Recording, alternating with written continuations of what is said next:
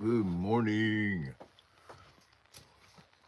YouTube. I had to clean my hands off here. I was handling glue this morning. So I gotta make sure my hands are clean before I handle all this finished work.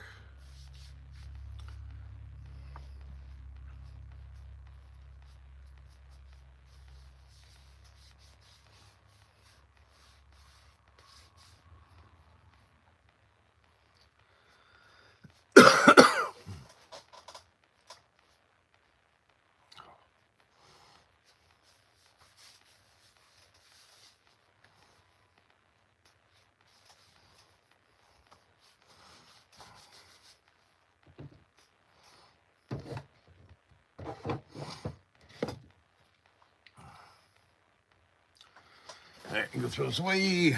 Be right back.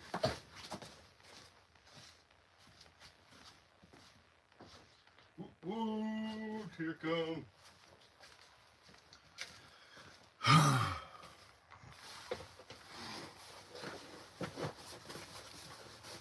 All right, get my lighter. Knock these off.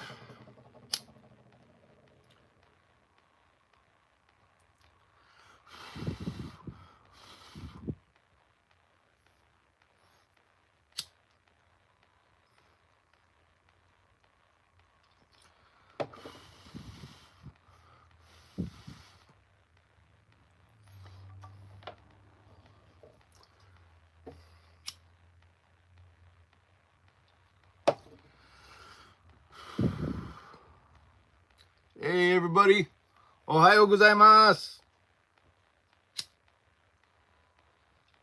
So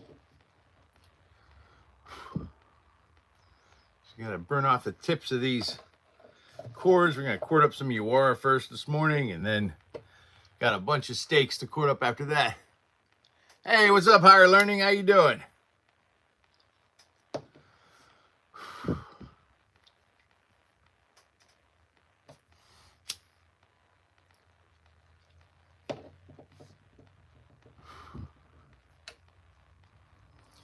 All right, one more.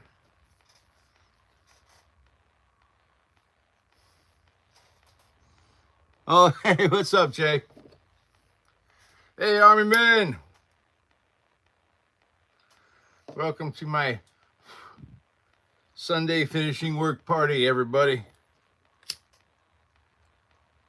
Army men, you're I absolutely will explain what I'm doing. Let me tell Army men something real quick. Army men, your Yawara is in its second coat of tongue oil, but I will be cording that up here in like probably towards the end because I gotta wait for the tongue oil to dry up a little bit. But it will get done this morning. So what I'm doing, Higher Learning, is I'm cording up Yawara. These are a weapon that's used in Shotokan karate and several different martial arts. It is an augmentation of your fist. It has an anchor cord in the center. So I've said this before on lives, but the Yawara was basically created by a group of bodyguards around probably about the early years of World War II. Japan had occupied the island of Okinawa, and the royal bodyguards who protected the Okinawan royal family were forbidden from carrying weapons, and so they still had to do their job to protect the royal family. So they came up with an art form called shurite, and sometimes they're even referred to as the shurite, which basically means like the hand of shurite. Shuri was the like royal capital of Okinawa, so that's just the region it was created, and it's also seen as like the precursor to stuff like Shorin Ryu and Shotokan karate. But yeah, so this one's American Hickory, and I got a couple of nice ones. These are long reach Yawara. These have a longer reach. You still have a butt end on the back that you can back fist with and hammer fist with, and then this can be used for like trapping wrists, blocking weapons. So it's a slightly longer reach Yawara.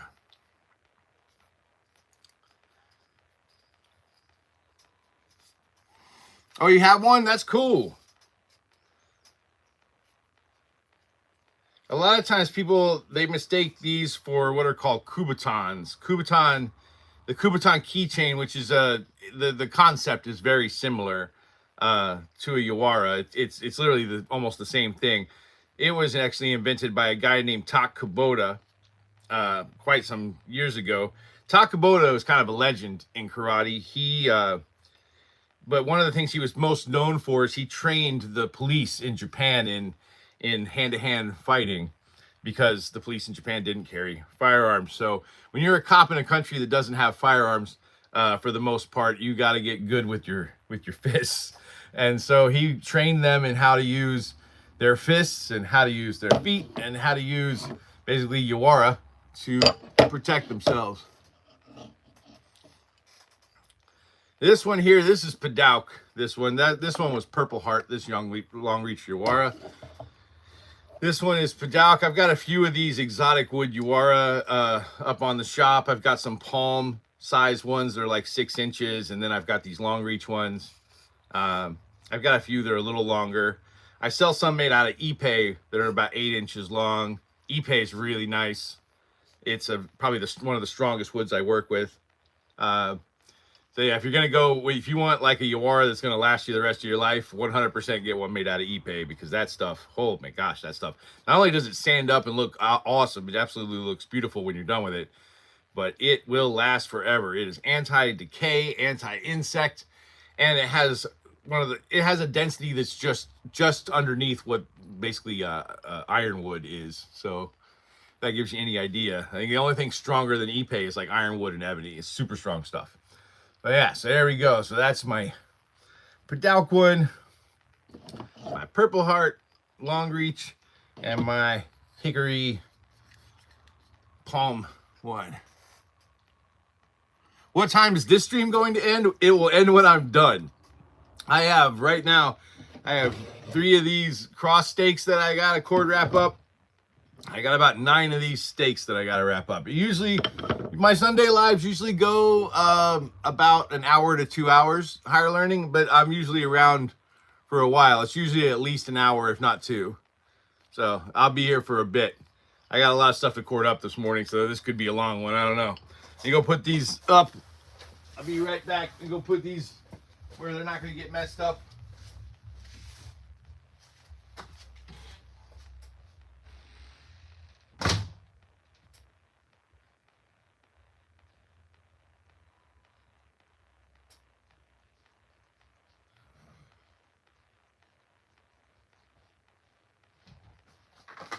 All right. And then I've got one more Yawara that's basically being tongue oiled, sitting in tongue oil right now. So that one should be done towards the end. I'm not sure why my ruler's over here.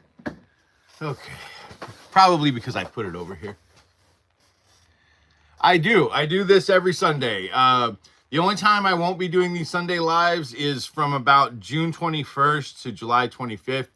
I'll be in Texas for that month. I take a month off in the summers to hang out with my kid in Texas. So other than that, though, yeah, I do a live video every Saturday around 12:30 or 1, which is me doing my Saturday staining, which is when I stain all this kind of stuff and I tongue oil everything.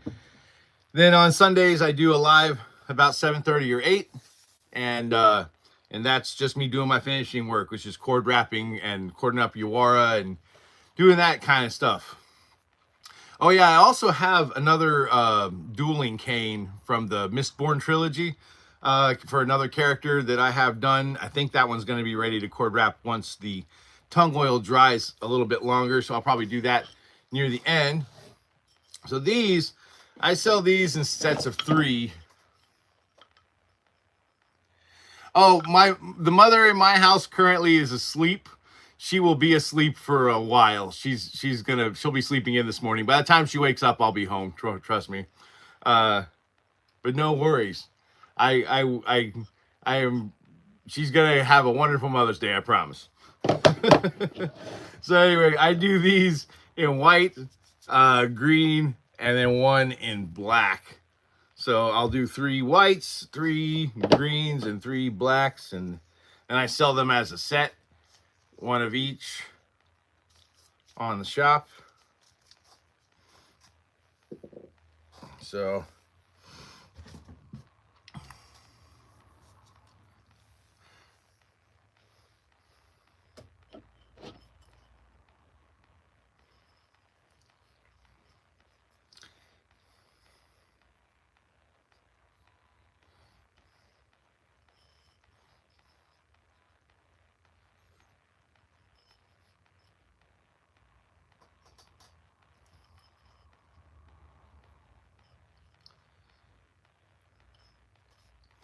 and now the mother in my house will have a great Mother's Day. No worries.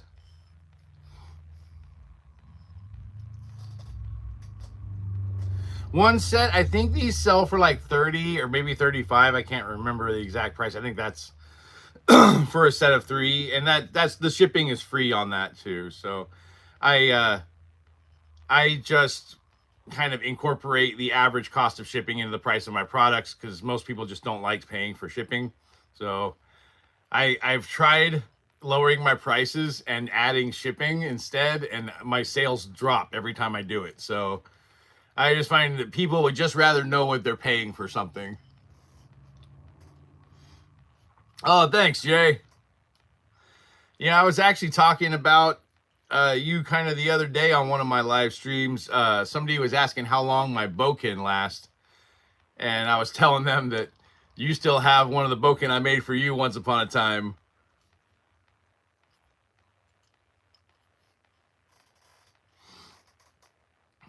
But thanks for that endorsement. I appreciate it.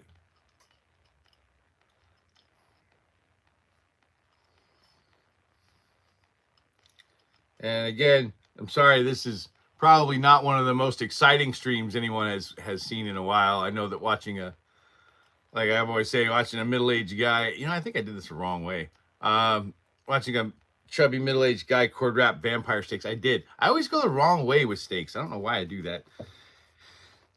It's going to take me forever to wrap it that way, so I'm going to, I know, 2004, almost 20 years, over 20 years. Wow, that's crazy. So I'm going to go the other way so that this doesn't take me forever to wrap, because trying to spin it clockwise does not work. It takes me too long. I never do that with like sticks or stabs or anything like that when I'm cord wrapping, but with steaks, for some reason, I always seem to accidentally go the wrong direction at first. Should I make a mean one? What does that mean? Like a mean steak? Oh, I've got steaks of all kinds. Like, I've got some pretty mean steaks. I have a steak that's a baseball bat on my shop, if that gives you any indication. Like, I literally took a baseball bat, sharpened the end of the baseball bat like a steak. I call it the vampire bat. Because I'm an English major and I love puns. I have a master's degree in English, and it did not go to waste on me.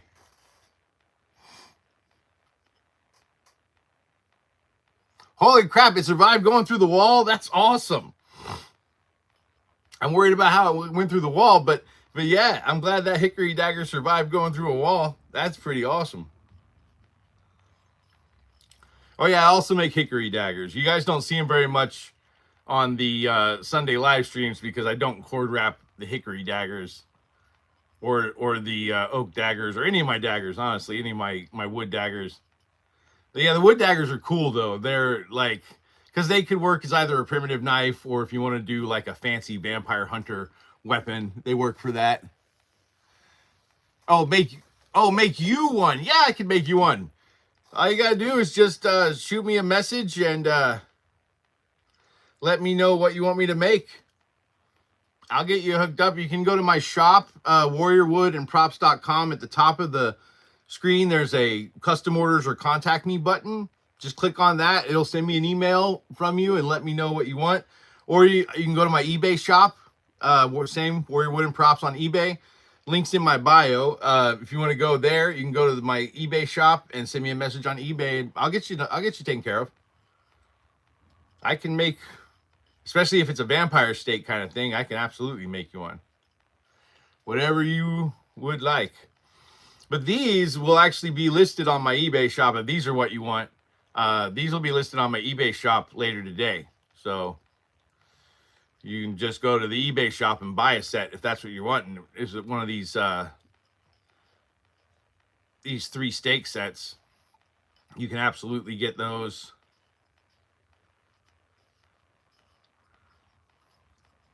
On my eBay store. It should be listed later today.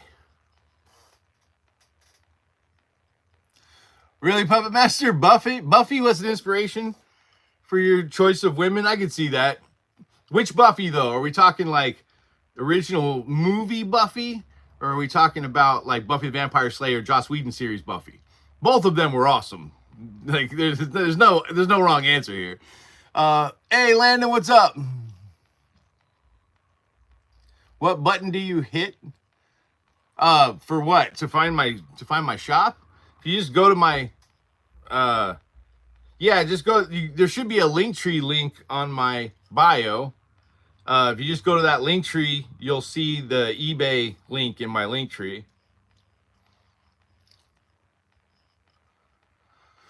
Oh, both, yeah. Both is also an acceptable answer there, Puppet Master. Yeah, both Buffy's definitely acceptable answers. You're subbing? Thank you. Appreciate that.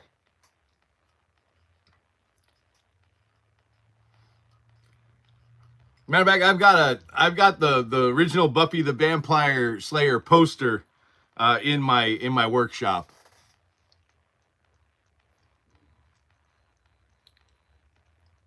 What button do you hit? I'm not sure there, Higher Learning. My recommendation is go to warriorwoodandprops.com.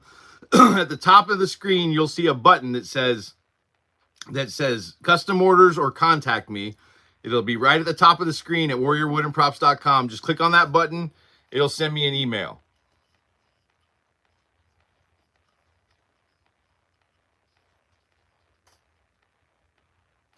You got it. Yeah, shoot me an email. I can make just about any weird thing you want. Probably when it comes to custom stuff, the thing I'm most known for is I make weird baseball bats. I've made machete baseball bats. I've made zombie axe baseball bats. I've just made a battle bat for a lady on Instagram and YouTube named Nugs the Final Girl. She wanted like spiky bat for her to use on her social media and stuff, so I made that for her. When I'm done with this today, I gotta go. It's huge, and I've got to go wrap it up and pack it up so I can take it to the post office tomorrow.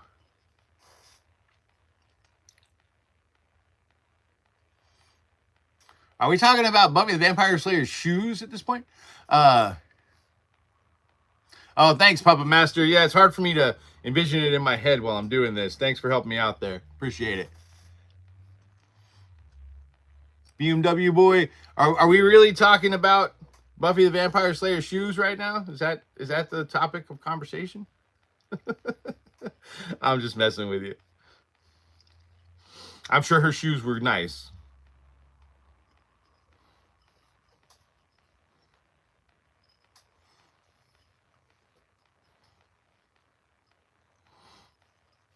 Actually, I had somebody in my stream the other day, actually yesterday when I was doing Saturday staining, asked to see my shoes. That wasn't you, was it, BMW boy? I was like, why do you want to see my shoes? All right. That one is done.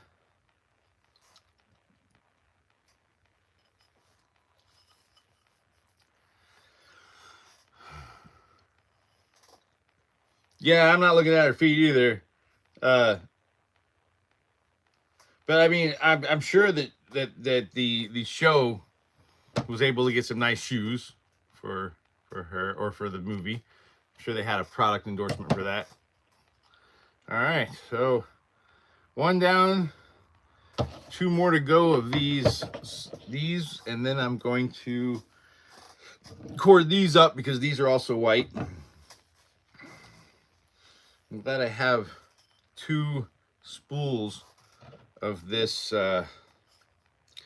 white cord, because I feel like I'm gonna need it after today. There we go. I just try to make sure that they're somewhat the same. You don't want things to be too different.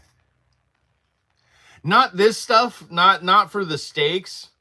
You know, people aren't really using it for anything that requires linseed oil. My Boken and my Yawara, I don't use linseed oil. I use tung oil, mostly because tung oil doesn't turn rancid over time, and so I don't have to really worry about storing it or it turning rancid after I apply it or anything like that. So I tend to use tung oil on my Boken and my Yawara and my wasters. Some of my wasters, excuse me, some of my wasters that I sell to like HEMA and Buhurt and Armored Combat people, I actually treat those with mineral oil because they are a lot harder on their wasters and they tend to replace them more often. So I can make them for slightly cheaper and use the mineral oil. And the mineral oil, believe it or not, like the Armored Combat guys and the Buhurt guys, they tend to prefer the mineral oil treatments to the, which is lemon oil basically. But they tend to prefer that to tung oil because the mineral oil soaks into the wood and makes it a little bit softer on the edges. So when they smash their wasters together in practice, it's more likely to dent than it is to crack.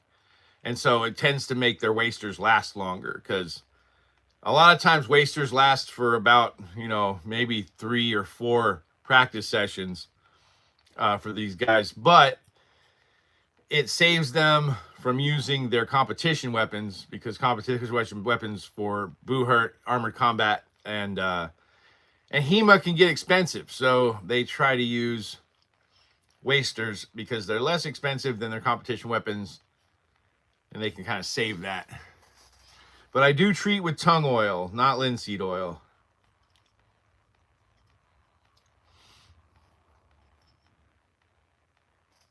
You know what you want, higher learning? What do you want? You don't have to tell me on here. You can tell me in the email, but totally up to you.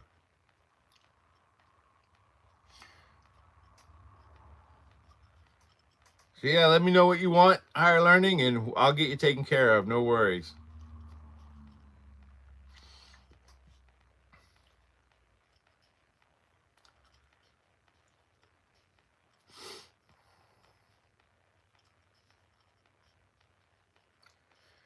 Oof.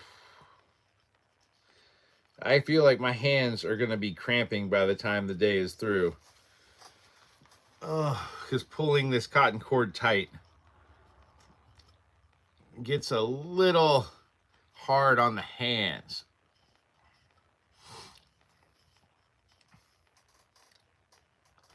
Yeah, I can make it custom. Just let me know what you want. And like if you see something, and I tell people this all the time, like if you see something on my shop that you kind of like, but there's like maybe like a little tweak or something that would make it perfect for you, just let me know. I can definitely make tweaks to my stuff for people. I do that all the time. And sometimes people will ask me to tweak something, I'll do the tweak, and I like it better than what I was doing before. So I'll end up changing the design of a product based on that sometimes. Like I used to do like bow stabs, and I would, you know, do like a tung oil treatment and like wrap the center with like rope so they look somewhat like a Donatello, like Ninja Turtle staff. And I had a few cosplayers come by who had bought those, and they're like, it would be so much better if these were like stained and darker and used like a darker color for the center wrap. And so I made those, and they had turned out to be way more popular. My Donatello stabs are probably one of my best sellers. And my Monkey King cudgels that are on my shop. Because they definitely grew out of inspiration from cosplayers who came to me for stuff that was custom.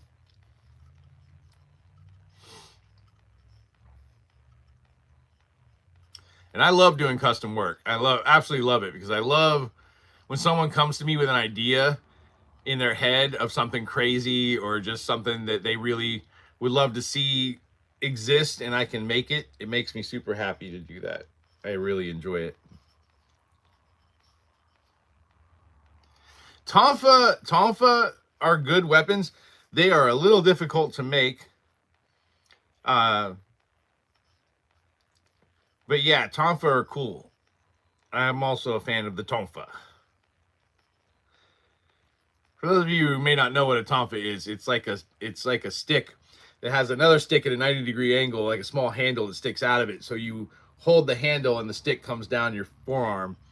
You can use it to block, or you can and because of the handle, you can kind of swing the stick out, and it does pretty decent damage for a baton type weapon. I can make them, I just don't, and I don't list them on my shop because unfortunately, a lot of websites, eBay and stuff, like they won't let you list those because the state laws regarding those are a little iffy. Unfortunately, it's kind of like nunchucks. Like I can make nunchucks, and I have made nunchucks for people, but I don't list them on my shop because I don't want to get my shop shut down. I already had that problem on Etsy. Etsy shut me down right in the middle of the holidays because I was selling Eskrima sticks, which they claimed violated their policy on batons, which I find ridiculous. Can I get it done before June? Oh yeah, absolutely. You kidding? That gives me like before the 1st of June? Probably. It depends on how complicated it is. If you're wanting tonfa, I don't know if I could get it done before the 1st of June, but I could probably get it done before I leave in June. Like I could get it done probably before like June 21st. I don't know. I'd have to take a look at it. I haven't made a set of tonfa in a long time. So I just need to kind of look at what I need to have, and I'll do that. But usually doesn't take me longer for custom orders. Usually doesn't take me longer than 3 weeks to do a custom order. Yes, what? Yes, before I leave in June, or yes, before the 1st of June?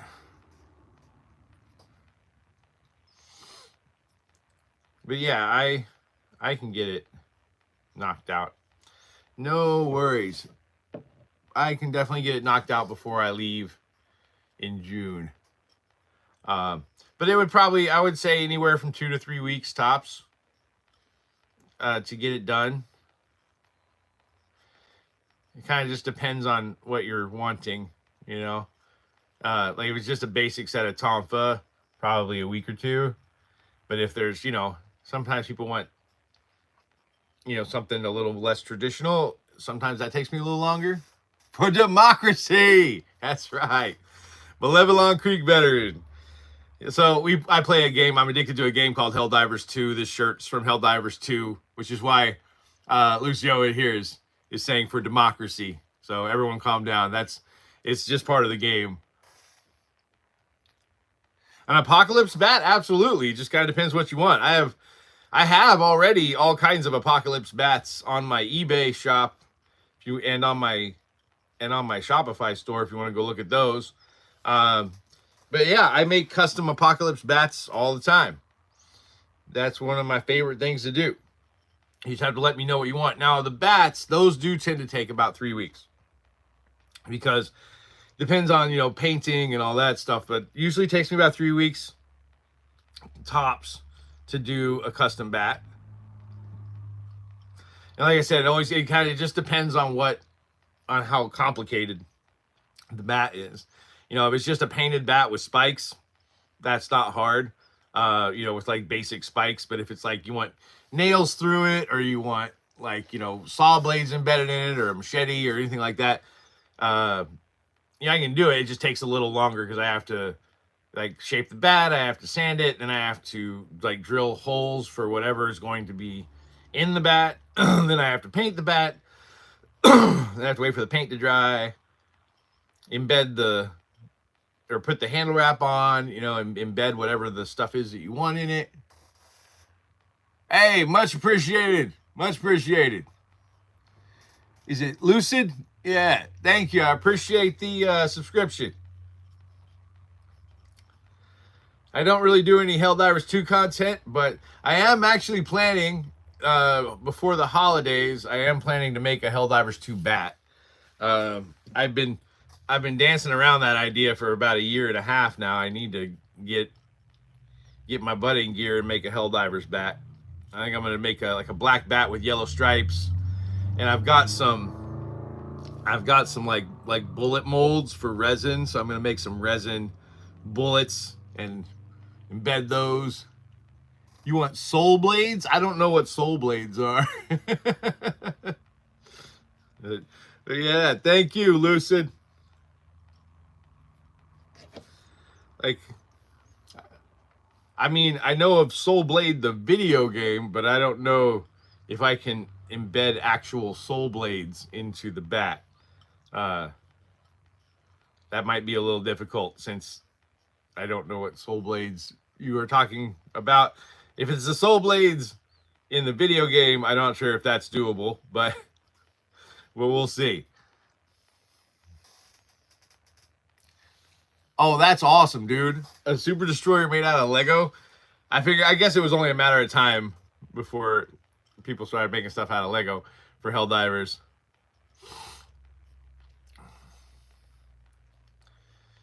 But yeah, so in Helldivers, I run a group called Rescue Division.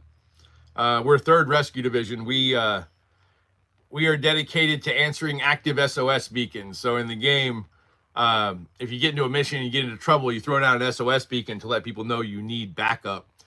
And so we look at certain planets. We choose certain planets every week. This week, we're just spread throughout the galaxy. But we answer active SOS beacons from like easy up to suicide level, and drop in and help our fellow Helldivers spread managed democracy throughout the galaxy.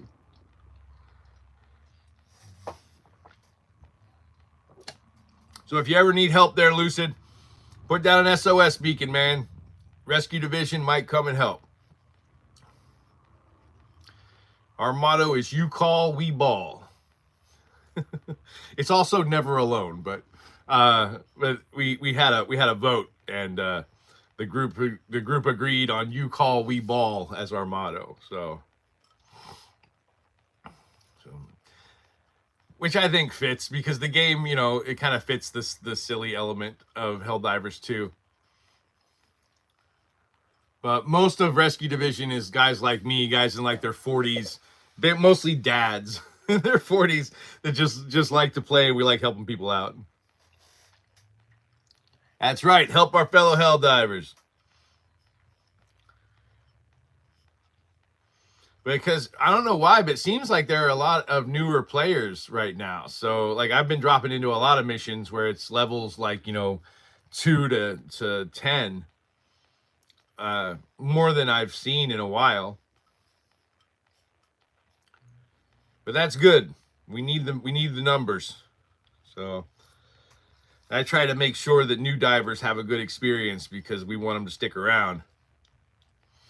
Because the more of us we have, the easier we can fight the evil machinations of Joel.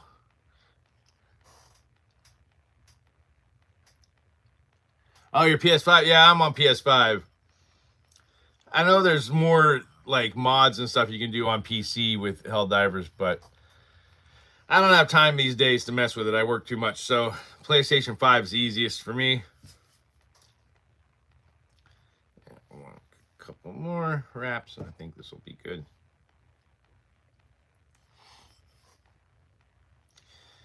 Welcome to my Sunday live of finishing work here at Warrior Wooden Props. If you're just now showing up, if you have any questions about what I'm doing or what I do in the shop or anything really, feel free to drop those in the chat.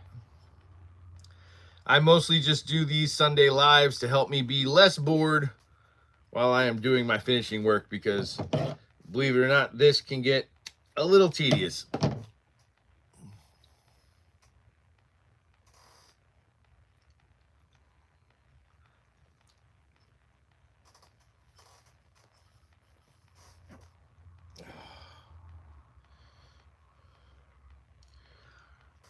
Nunc solus.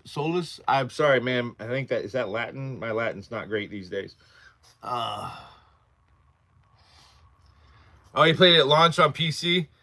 Yeah, I actually didn't play at launch. I actually, the week that I started playing was the week before the fall of Malevelon Creek. And when the call to arms came to go over to Malevelon, I went over there. I think I was only like level 10 or 12 or something like that. I got murdered. Oh, that's Latin for never alone. That makes sense. Probably could have thought that one through and figured it out, but my brain is not braining. But yeah, I went over to Malevelon Creek and got murdered over and over and over again on that planet. Man, the bots were whooping our asses that first battle of Malevelon Creek. But we took it back, man. We took it back. So these are my cross stakes. These are this particular ones. I got a good deal on some whitewood. I usually make these out of pine, but I was able to get some whitewood for cheaper. And whitewood and pine are pretty similar. Actually, I think whitewood is a type of pine. But yeah, so I'm gonna wrap this part right here. So you get, it's a twofer. You got a stake and you got a cross. Oh yeah, I know, that was the thing. You know, I didn't want to have to tell my kids when they asked me where I was at the fall of Malevelon Creek. I didn't want to have to tell my kids that, you know, that I wasn't there. Now I can tell my kids that I fought at the fall of Malevelon Creek with my head held high. And my kids will be like, shut up, Dad. No one knows what you're talking about.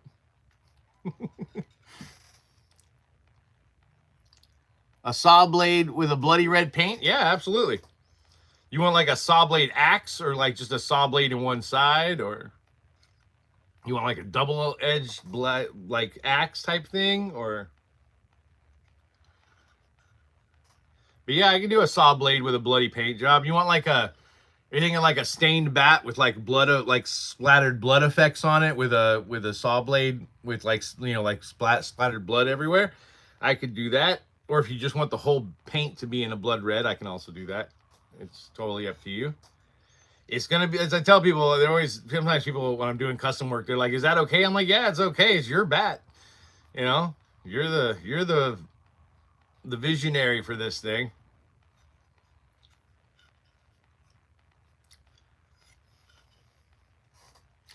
Saw blade bat, yeah. What, the one side or two sides? But yeah, I imagine it's on the blood effects. But you wanting it like double edged, or you want like one saw blade in one side? And what kind of saw blade do you want? Like a circular saw blade, or like a hand saw blade? You want it splattered? Yeah. I don't know. Like right now, I think I'm doing most of my custom bats for like about $200. Used to be I charged $300, but right now I'm trying to build my shop back after the Etsy closure. So, you know, I am more than willing to do it for a less. So yeah, I could probably do that for 200. Two-sided, yeah. Yeah, I'll just get an old, you know, like what I do for those, just let you know, is I usually find like an older saw blade, like a used one, at like a pawn shop, or I'll go to a secondhand store and get like a slightly used saw blade, so that way it looks, you know, old and well worn. You don't want a brand new saw blade on it, because that's not going to look cool. It's going to look too shiny. So that way it looks dirty and a little used. And then I cut the saw blade in half and I embed it in both sides. But yeah, I can do like a stained bat, like this kind of a stain on the bat, and then do blood effects on the blade and the handle and the striking ends. But yeah, I think that would look cool. But yeah, I can do that for 200. And the good news is, with the stain, the bat would take less time, because stain's way easier than painting. I just have to stain it once and let it sit. Then I'd put the saw blades in, and I use epoxy and a combination of 5-minute epoxy and plumber's putty to hold the blades in place. And I know that doesn't sound very secure, but it actually is. That stuff holds like crazy. I didn't close Etsy. Etsy closed me. There, Seabird. Thanks for the question. Yeah, sorry about that, higher learning. My bats are not cheap. They're, you know, it's I got to pay for the materials and shipping and all that stuff. 200 is about the cost for me for those bats. Um, but I didn't close Etsy. Etsy closed my shop down because they they claimed I violated their weapons policy because I was selling Eskrima sticks. Etsy has some kind of a rule against batons, which batons are usually about 18 to 24 inches, and I was selling Eskrima sticks, which a lot of sellers on Etsy do sell Eskrima sticks. I'm not sure why they came after me about it. But yeah, they claimed I violated their weapons policy with multiple listings because I sold different types of Eskrima sticks, which they claim violated the baton policy, which I don't quite understand. And I tried to appeal it. They didn't even hear my appeal. And yeah, I was banned from selling on Etsy because I sold Eskrima sticks. It was and it was right during the middle of the holiday season of a very busy year. Oh, dude, my bats cost more than $30, man. I couldn't do a custom bat for $30. If you're wanting something in the $30 range, I could do a custom steak, a custom Yawara, like a smaller item for 30. But yeah, no, a custom baseball bat's not. The bats actually cost me more than $30, my man. But yeah, handmade stuff. You know, I know there are some bats on eBay that you can find that are kind of similar. They're probably not the same quality, that sell for like $54. So you can go check those out. Those aren't mine though. That's another shop that I think that does those on eBay. But I would not hold out a lot of hope that they will be high quality at that price. Custom steak, yeah, I can do a custom steak. Just let me know. Let me know what you want, and I'll get you a vampire steak. I'm more than happy. But to be honest, my recommendation on that would be to go check out my eBay shop, because there's a possibility that whatever steak you're thinking about, I may already have done. Because I have probably a few dozen different designs of steaks on my eBay shop and on my Shopify shop.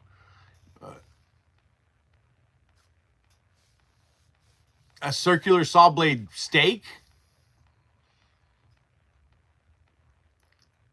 Yeah. Oh, thank you. Yeah, thanks for that, Seabird. I enjoy making this stuff, and yeah, I find that my adult life has mostly been finally having the freedom to do all the cool stuff I wasn't allowed to do as a child. So this shop kind of fulfills that need in me, because as a kid, I loved costumes. I loved Halloween, and having this shop really kind of lets me make stuff for other people for their, you know, convention cosplay or their Halloween costumes, or, you know, that's my favorite. You want a circular saw blade steak? I'm not sure I could do that, actually. I'm not sure how that would work. I tell you what, like, if you could write up or draw up like what you have in mind and send it to me in an email, I might be able to figure it out. But the problem is that, like, the saw blade is going to cost me a bit, so I got to figure that out. But we'll work something out. Don't worry, higher learning. We'll get it figured out.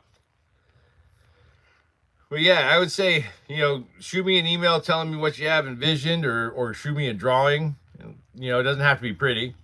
Just let me know what you had in mind, and I'm sure I can get it figured out. Nails? Yeah, I can do nails. But you know what would be kind of cool would be like a steak, and like at the part where the handle ends, to have like the nails going through almost like a handguard. That would be kind of cool. But I'm not sure how a steak would work with nails if they were in any other place, because you still got to have So fun fact, you need at least 6 inches of steak in order to properly stake a vampire, because it takes about 6 inches of clearance to reach the heart. So any steak that has a staking end that's shorter than 6 inches will not do the job. With splattered blood paint, yeah, I think we could pull that off. I think we could probably come up with something in that range for $30. But yeah, but definitely send me an email though, because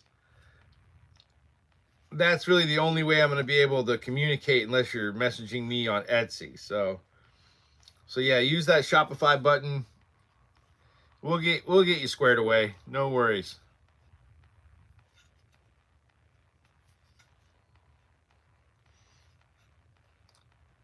Before I leave?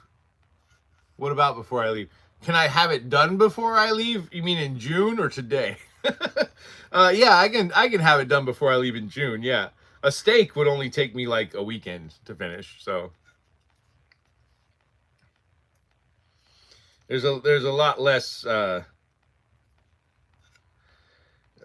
steps involved, or fewer steps involved, with making a steak as opposed to a baseball bat. So, but yeah, I can do a stained steak with a nail handguard and blood spatter effects.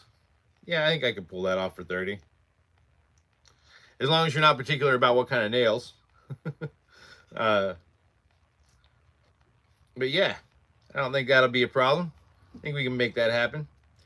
But again, make sure you shoot me an email, because that's the only way I'm going to be able to track it.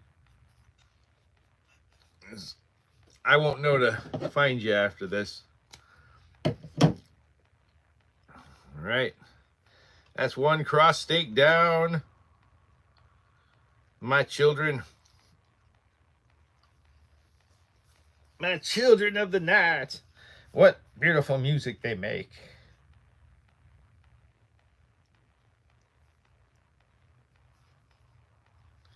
Actually, it's what music they make, not what beautiful music they make. But I'm ad-libbing it there, Dracula. All right. The nails could be old and rusted. I'd have to see. I don't know. But I can distress the nails to make them look old and rusted. That's not a problem. It's actually better to do it that way sometimes, because, you know, rusty nail is a good way to get tetanus. Even though most of us get tetanus shots, you know, I want it to at least be safe. But yeah, no worries. I'll distress the nails and make them look old and stuff. So that's one down on the cross stakes. 2 more to go. Make sure I still got enough. Yeah, I'm good. All right.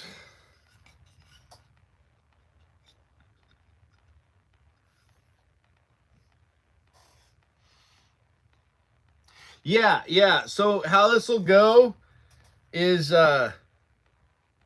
you email me and I will get the schematics and stuff of the specs of what you're wanting via email.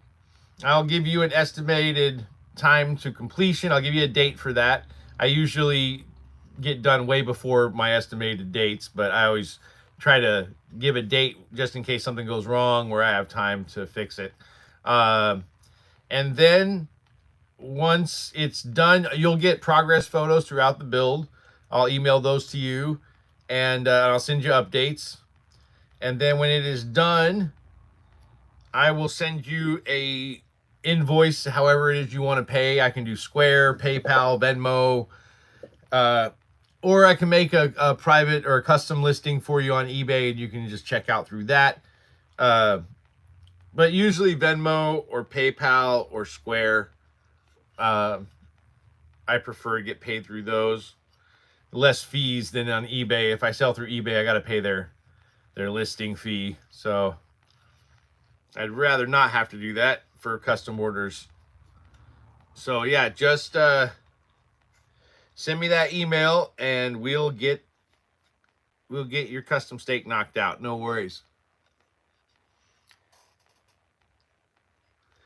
But yeah, so like when I send you the invoice, either on Square or PayPal or whatever, when you pay it, you just put the mailing address in the invoice when you pay it, and I will send it to your mailing address.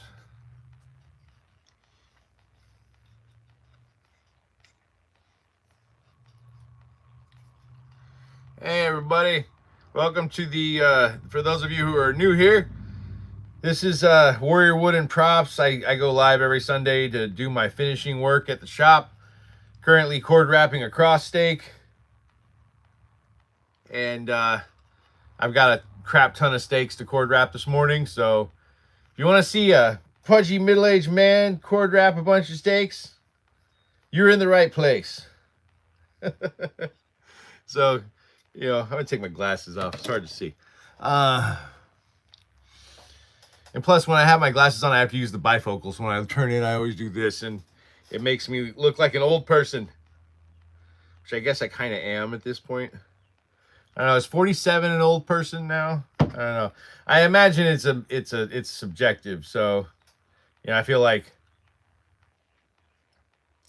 you know, probably to a 30-year-old, I'm not old, but probably to a 15-year-old, I'm probably ancient. Which is cool with me. But if you have any questions about what I'm doing or what I do, feel free to drop those in the chat. I mostly do these Sunday lives to help me be less bored, because as you can probably imagine, this can get a little tedious. Wrapping small cord, which I know, like I could do this faster if I used a thicker cord, but it just doesn't look as good on these stakes when I use a thicker cord. So I don't want to use something super thick, and it'll make the handles too bulky. I find this like 1 millimeter cotton cord tends to do the trick for me.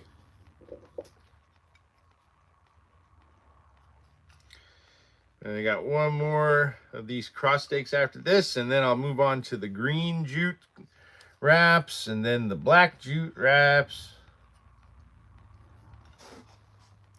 And then we will be done for today. And usually on Sundays when I get done, I go home, I eat some late breakfast, and I watch a bad movie.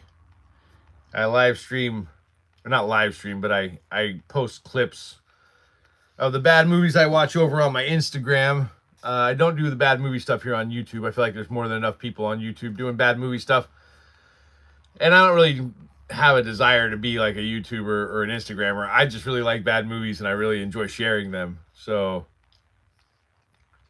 I go home, kick on Tubi, choose a bad movie and watch it and post a few clips of it. I'm not sure if I'm doing that today though, to be honest. It is Mother's Day, so it indeed is Mother's Day. So when I get home, you know, it kind of depends on what the mother in the house is wanting to do. But if you have any questions about what I'm doing or what I do in the shop, feel free to kick those in the chat. It will help me be less bored, because this is not super exciting. And if you're just gonna sit here and watch me do this in silence, we're all gonna be really bored. So oh, I gotta get a better chair. I got this camping stool that I use in my shop, and my backside is getting a little numb. So after this one, I think I'm gonna get up. I've got to go. I think it's been more than 30 minutes. Yeah, it has. So I've got some stuff in the tung oil I need to wipe down. So after I finish this steak, I'm going to do that. And then we will get back to the steaks. Actually, we'll see. It depends on if that stuff's ready to get cord wrapped or not.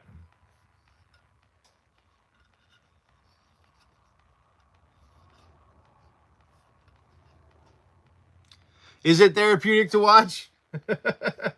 Well, that's good. As long as you guys are happy watching it, I'm cool with it.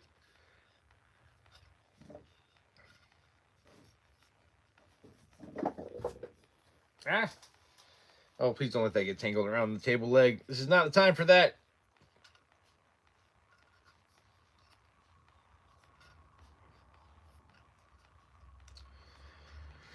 All right, come on, almost there.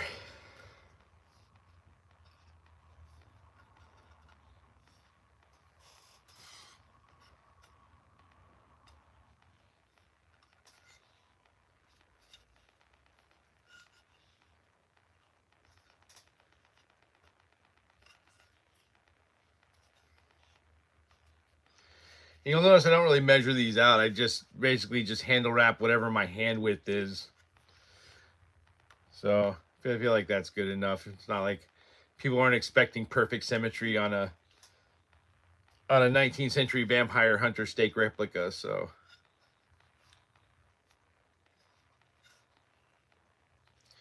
yeah, I think one more and we'll be good.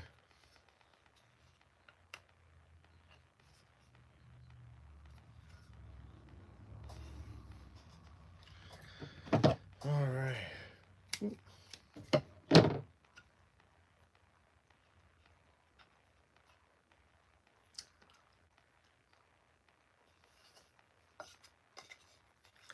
Yeah, don't worry. I don't really pull with my teeth when I do that. I just use it to hold it in place until I get my hand on it. Because it's hard to do that and I don't have 3 hands. So.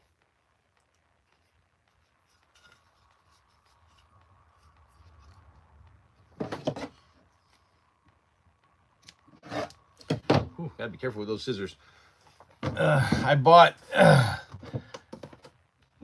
sewing scissors last year, and I learned very quickly that sewing scissors can be scary. They are very sharp, and I think I cut my finger like the first time I used them. So be very careful if you use sewing scissors, and also never piss off a seamstress because apparently they have extremely sharp weapons at their disposal. All right, people, let me wipe my hands down real quick so I don't get any stain on this stuff, and then don't worry, it's just right behind me. You guys can watch while I wipe down my boken and other stuff for this week.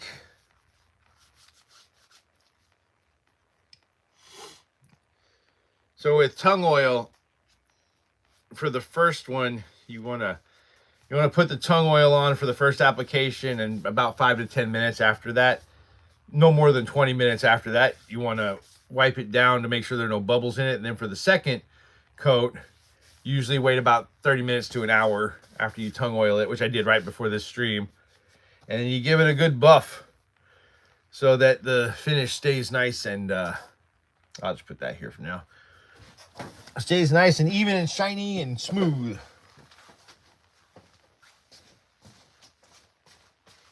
Oh. And you may be wondering what super professional equipment I use. I use an old t-shirt and a sock. Yeah. We're a high dollar operation here at Warrior Wooden Props. And nothing but the best in here. Old t-shirts and socks. That's what I'm using. So this is a Shoto Boken. Just means short sword. And it's red oak.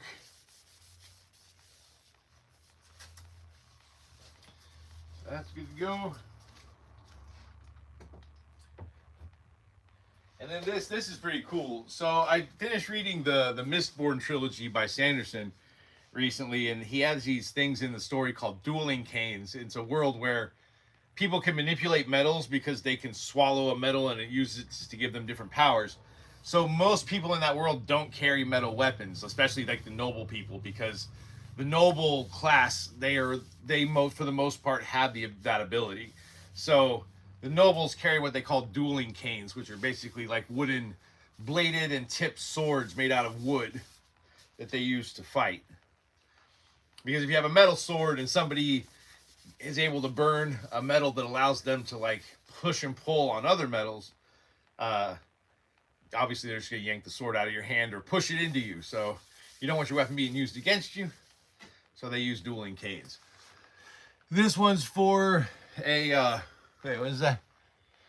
All right, higher learning. Take care, man. See you next Sunday. But this one, I'll probably cord wrap the handle on this, but I'll let it dry a little longer.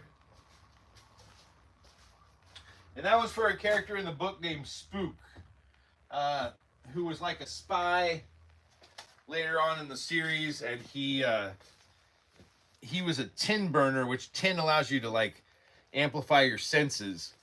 And so when he was burning tin, he burned it too long and too much, and it made it where his eyes were super sensitive, and so he had to wear like a blindfold on over his eyes just so he could see normally, and because everything was too bright. And so he looked like a blind person, so he just pretended to be a blind person. So I tried to make like a dueling cane that would look like it was owned by a homeless blind person that he was pretending to be in the books. And I may end up making another one, because in the books he eventually ends up wielding two dueling canes at once. So it might make more sense to have another set of his where it's two dueling canes. But I was going to start with the one. By the way, Army Men, this is your custom Yawara that I just dropped on the floor. Don't worry, it's fine. But this is your custom Yawara. It is good to go.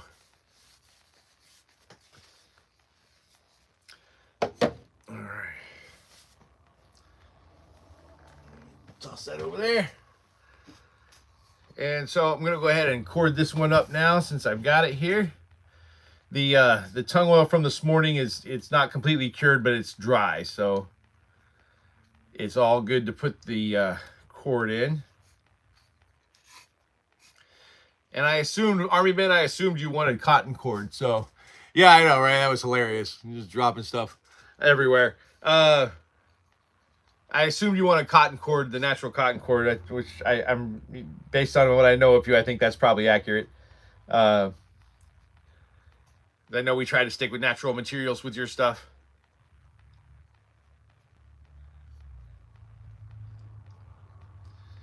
And we are done, son, with that one. So there we go. There's your custom Yawara, Army Man. I'm gonna get this one and put it back in the drying area and just let it finish curing. It'll ship out tomorrow.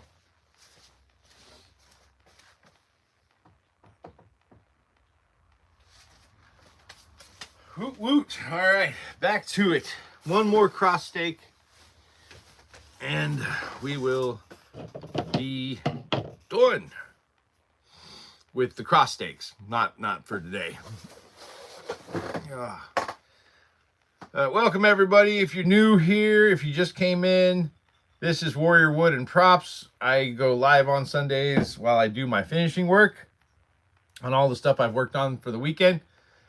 So if you have any questions about what I'm working on or what I do at Warrior Wood and Props, feel free to drop those in the chat.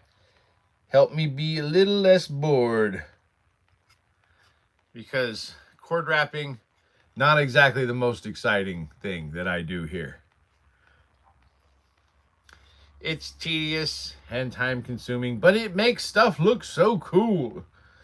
Like, I really like how these come out with the cord wrap, and I usually distress them a little bit. I just rub a little sawdust into the cotton cord, and then I let it sit for a day, and then I kind of vacuum it off so that you don't have so much sawdust on it that it's like falling off of it. But it distresses it. It makes it look a little older, so it looks like it's from the 19th century, even though it's definitely not from the 19th century.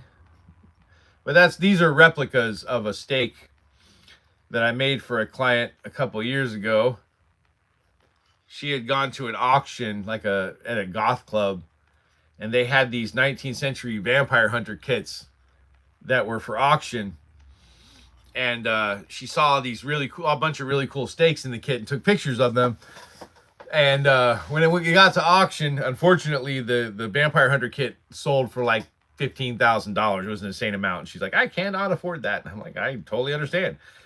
So she sent me pictures of the steaks that were in the set and asked me if I could make replicas. And I said, absolutely. So I did. I made a bunch of different replicas of the steaks that were in that for her. But I really like these cross steaks. I thought they were cool. They're not too hard to make, so I decided to keep these in my inventory. And I have another like really huge beefy cross steak that I sell. I haven't made one in a while. Like it's like a gigantic steak with a cross like kind of glued to it. And they look really cool, but man, they are a pain in the butt to make. So I haven't made one in a while. I probably will. You're a 1900s baby. I am also a 1900s baby. Welcome, Tony. Good to see you again. But yeah, I am also a 1900s baby, which, by the way, young people, calling it the 1900s makes us feel old as crap. So, maybe just say the 1990s instead, or the 1980s or something like that. Or the late 20th century even sounds better than the 1900s. Like, it sounds like you're saying the 1800s. It's just, I don't know. It just makes me feel very old when you say it that way. But yeah, what's weird is like I am on the tail end of Gen X. Like I am in that weird space between Gen X and millennial. And because like I was born in the 70s, late 70s. I was a child during the 80s. I literally turned 13 in 1990 and was a teenager through the 90s, became an adult in the late 90s, and kind of grew to adulthood in the 2000s. And it's been a ride, man. The world is so different. Laughs a historian. Yeah. That's the funny thing though, because like it's weird being like a younger Gen Xer, because like I'm not quite an elder millennial, and I'm not quite a Gen Xer. You always kind of feel like you're in between the two, because there's stuff that Gen X people say, and I'm like, yeah, I can definitely relate to that. Like, their favorite thing is the weirdest flex I think of Gen X people, and me being one of them. And oh crap, I'm running out of cord. Is that they drank out of the hose. And I always think it's odd that like that's a flex that we do as Gen Xers, and then our parents basically locked us out of the house. Yeah, you gotta see Madonna to stay the same age.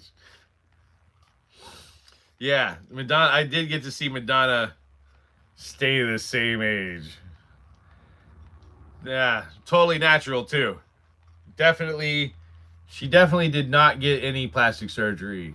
Madonna, she's totally natural looking.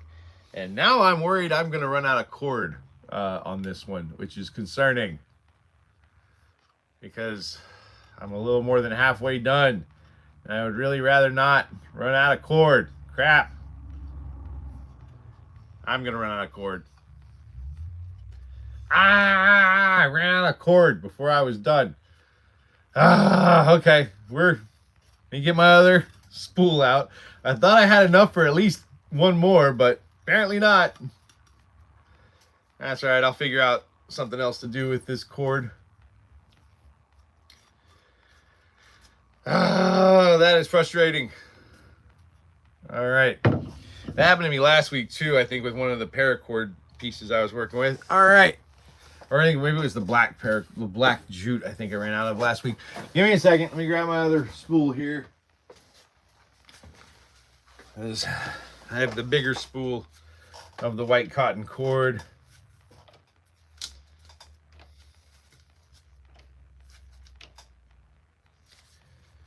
All right, let's try that again. In the words of Jack Burton. All right, tough guy. Let's try that again. All right. And if you don't know who Jack Burton is, you're probably too young to be watching this.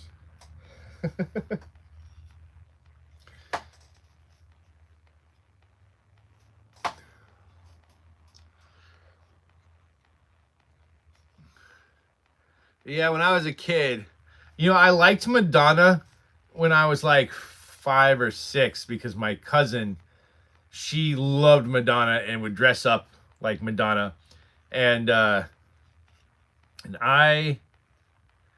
liked Madonna until I discovered 2 bands. And those bands were the Go-Go's and the Bangles. And I decided at the age of 6 or 7 that I would be marrying the Go-Go's and the Bangles when I grew up. And, oh yeah, and Joan Jett, but that turned out not to work out. How much weight can this cord hold? I mean, it's baling twine, so I mean, it's strong. I don't know. I've never weight tested it. I don't really use it for that, but for anything that would require weight distribution or weight for it to carry weight. But I mean, it's whatever the tensile strength of baling twine is, pretty much. It's cotton baling twine, so. But I don't know. I've never really needed to know the tensile strength of it. The Bangles, heck yeah. Love the Bangles. And the Go-Go's. They were my favorites. The Bangles especially. Like Bangles had some good stuff. The Go-Go's did too. But Bangles, they were pretty awesome. A Vacation, Manic Monday, Walk Like an Egyptian. I mean, come on. And the Go-Go's, actually Vacation was the Go-Go's, not the Bangles. Sorry, I get confused. Vacation's the Bangles. But Manic Monday is the Bangles. Vacation is the Go-Go's. Yeah, I was a big fan of them. I especially the Go-Go's. I thought Belinda Carlisle was super hot when I was a kid. Susanna Hoffs, yeah, also super hot. To this day, by the way, still super hot. Like, she's on Instagram, and yeah, no, she is still absolutely gorgeous. Susanna Hoffs. Can the string support the weight of a vampire? I mean, I don't know, man. I feel like the weight of a vampire is variable. I guess it depends on how big the vampire is. I mean, probably I would probably double up on it on a vampire, but like if it's like that one vampire in Blade that's like 500 pounds. I don't know if you remember the Blade movie. Yeah, probably not that vampire, but like Parker Posey, in Blade Trinity, probably could hold her up. She's tiny. And I think we'd all love to see the character from that movie strung up anyway, because it was a super annoying character that Parker Posey played in Blade Trinity. But, I think probably the only good thing about Blade Trinity was Ryan Reynolds.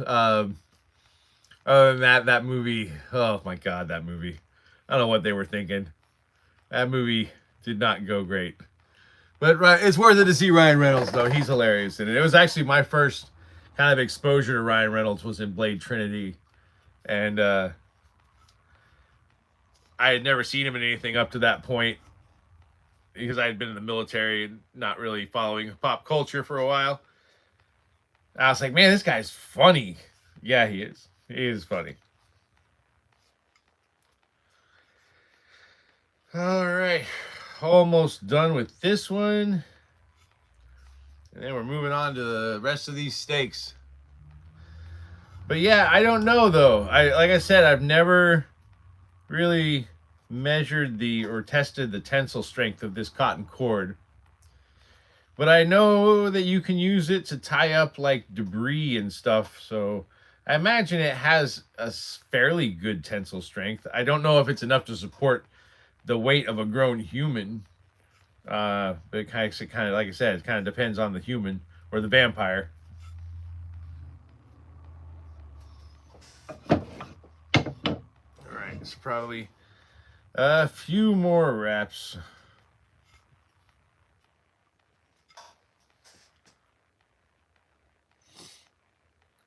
Oh, no kidding, man. The early 2000s was a bevy of horrible action films. I think a lot of it was in the 90s. That was just true of movies in general, but especially action films. I think because everybody was trying to go digital back then, and they tried to use digital and CGI effects to like cut costs, and it just made a lot of the shots in those early to mid 2000s action films, they just looked awful because of the use of the CGI. At the time, it looked great because CGI was new and everybody was impressed by it, but it didn't stay that way for sure.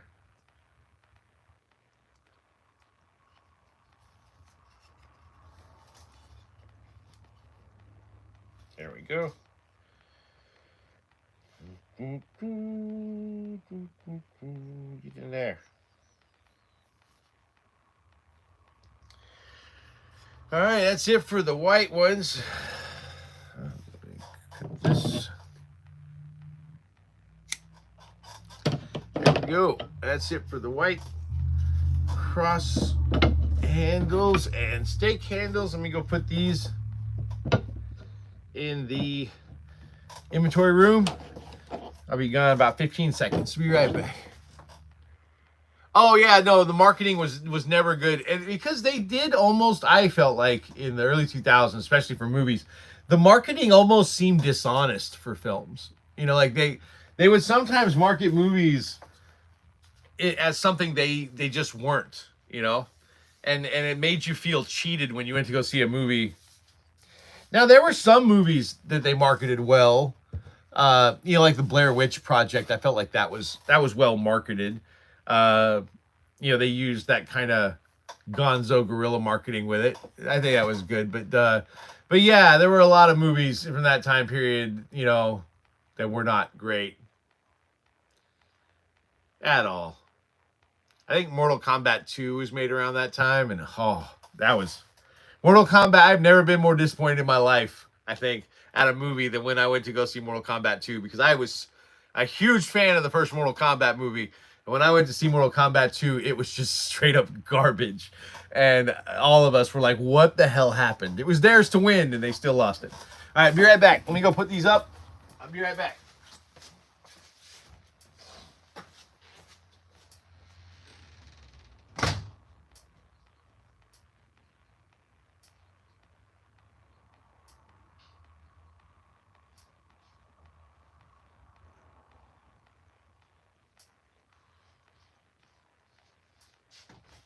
All right. Let me throw this away real quick. Yeah.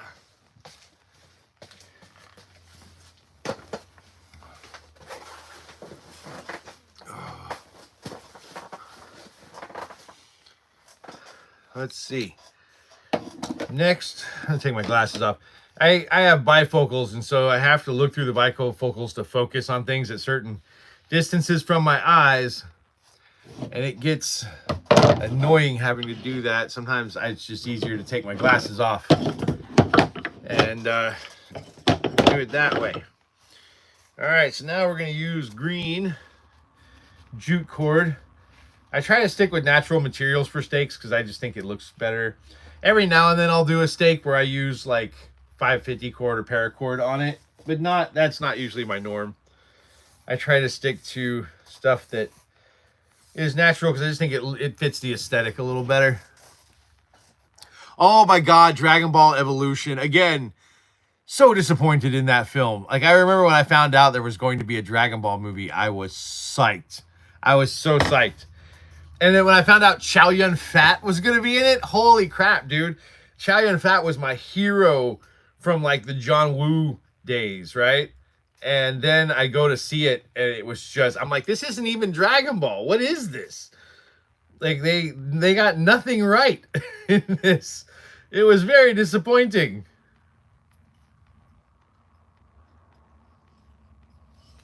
I would say that's close to that. Yes, it is.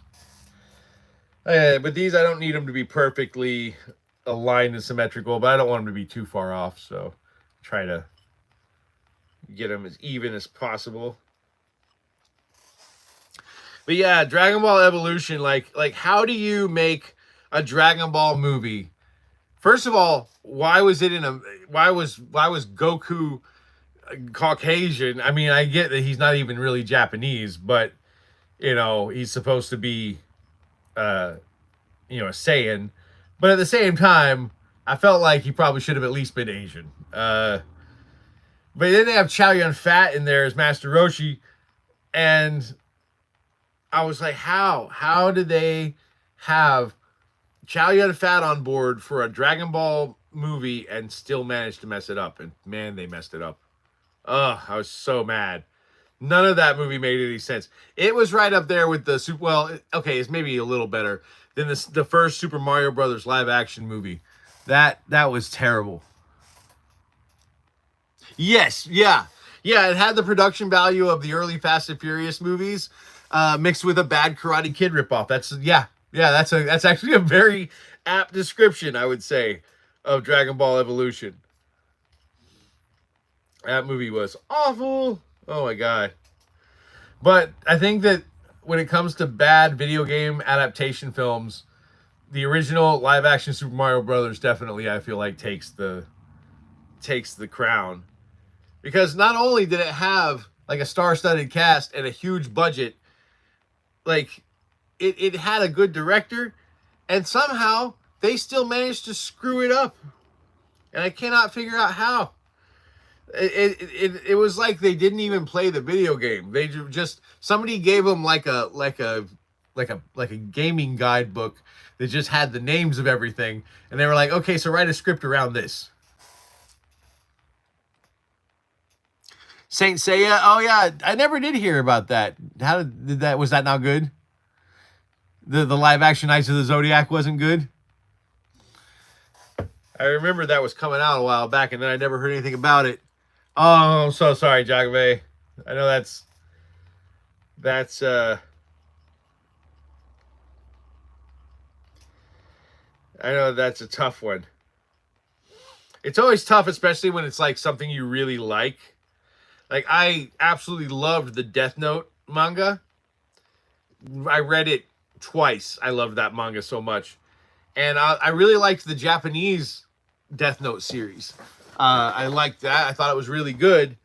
And when I heard that Netflix was making a Death Note series, I was really psyched about it until I watched it, and it was terrible. It was so bad. Yeah, that was the thing. I feel like that's what happens a lot with like anime, manga, and video game adaptations here in the US, is that you get a good director who then, hires a good writer, but he hires a writer who's not really familiar with the source material. Like, my personal opinion, I feel like in every writer's room, they should just clone Henry Cavill and have Henry Cavill sit in every writer's room so that he can correct the writers on lore mistakes the entire time. Because that's the thing that drives me nuts, is when you have writers who are not familiar with the source material, they just have like the cliff notes of the source material, and they just kind of BS their way around it. And there's certain things that they don't realize because they're not actually fans at all of the source material. And I feel like that's the thing, man. If you're gonna make a good movie, you've got to be, especially if it's an adaptation of something, you've got to be a fan of that. You've got to know it backwards and forwards so that you don't piss off the fans when you do it. Yeah, Willem Dafoe, though, come on, he's good in everything. But like, I didn't like the relationship that they had between Light and Ryuk. It just didn't work. And the kid they got to play Light came off way too emo. Like, Light wasn't really an emo guy. He was more of like I don't know, he seemed more like a straight-laced, Japanese student, which I realize this kid's supposed to be American. But, he had this, in the beginning anyway, Light really kind of had this sense of justice and moral code, which is why he kind of fell to the temptation of the Death Note to begin with, because he felt like, his father, who was a police officer, struggled to put men behind bars and then they'd be let out, or they would not be convicted. And so he used the Death Note in the beginning as justice, but then he kind of got corrupted by it over time and started using it to make sure people didn't find out he was using it, and used it against L, my favorite character. In that, L is absolutely my favorite character because, in my opinion, it is a modernized Japanese version of Sherlock Holmes, L, and I love that about that character. And the interactions between L and Light were really kind of reminiscent of like Sherlock Holmes and Moriarty. That you have these situations where these two men are having a battle of wills and no one around them is aware of it. Like they both know what's going on. They both know what the other one is doing, but nobody else does. And they have to pretend like they don't know what the other one is doing. So I loved that. The erect notes. You're surprised no one's made that? That would I also am surprised no one has made that. You would think that what's that rule? The internet rule that there's like some kind of porn for everything. There's a number, it's like a number rule. So yeah, it's rather surprising that no one's made a Death Note porn. I don't know. I'm not sure how well that would do.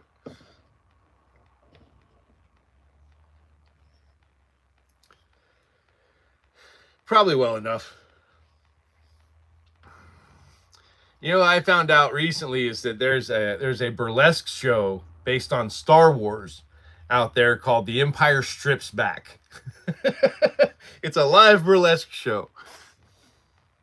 And I was like, yeah, that's a thing that might as well exist. The Empire Strips Back. Now, definitely there are plenty of parodies of Star Wars in the adult film space, for sure.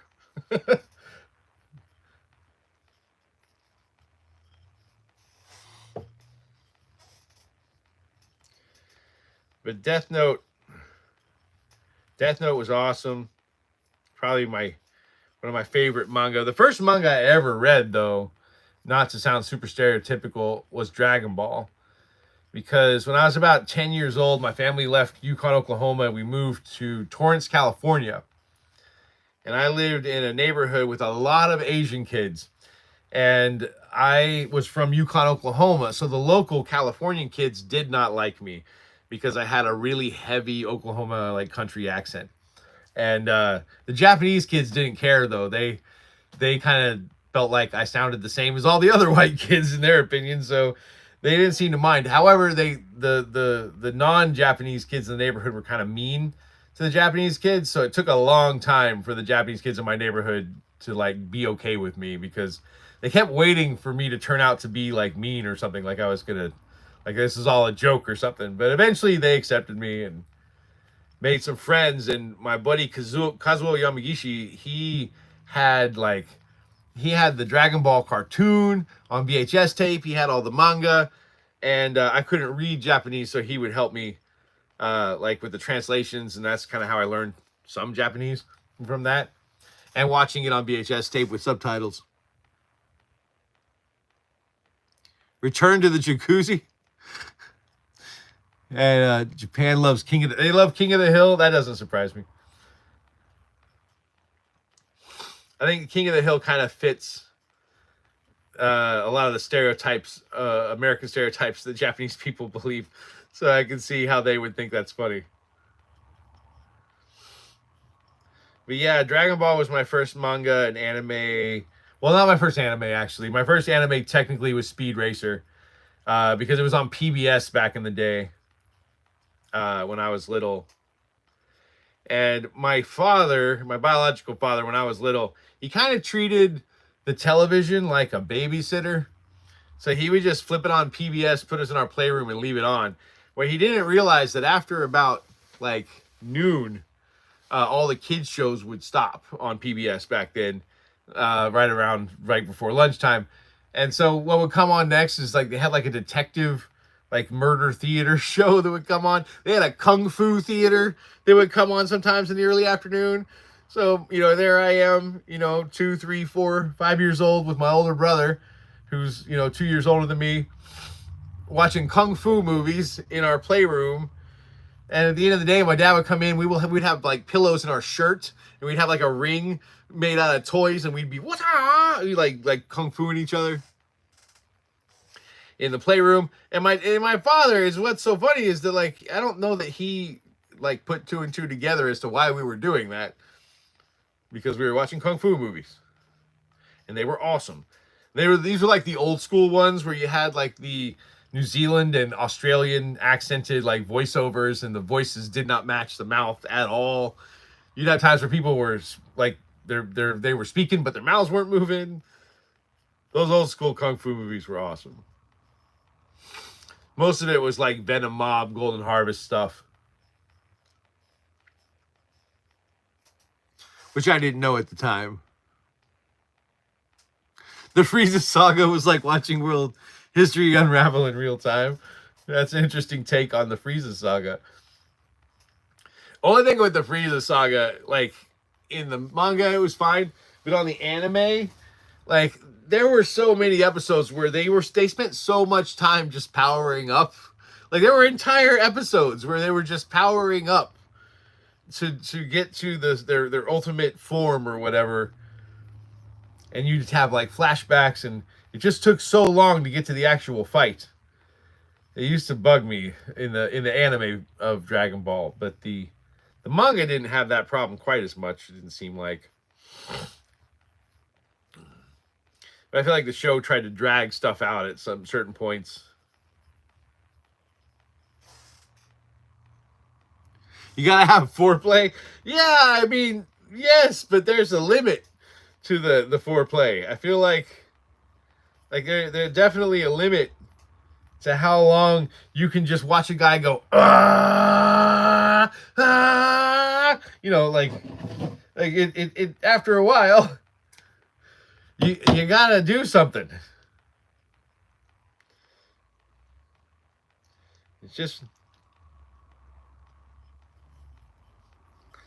took a little too long sometimes. I mean, I still watched it. Don't get me. I wasn't crazy. I still watched it, but it did feel like sometimes in the anime it took a little while to get to the fights. A little too long. Get to the action already.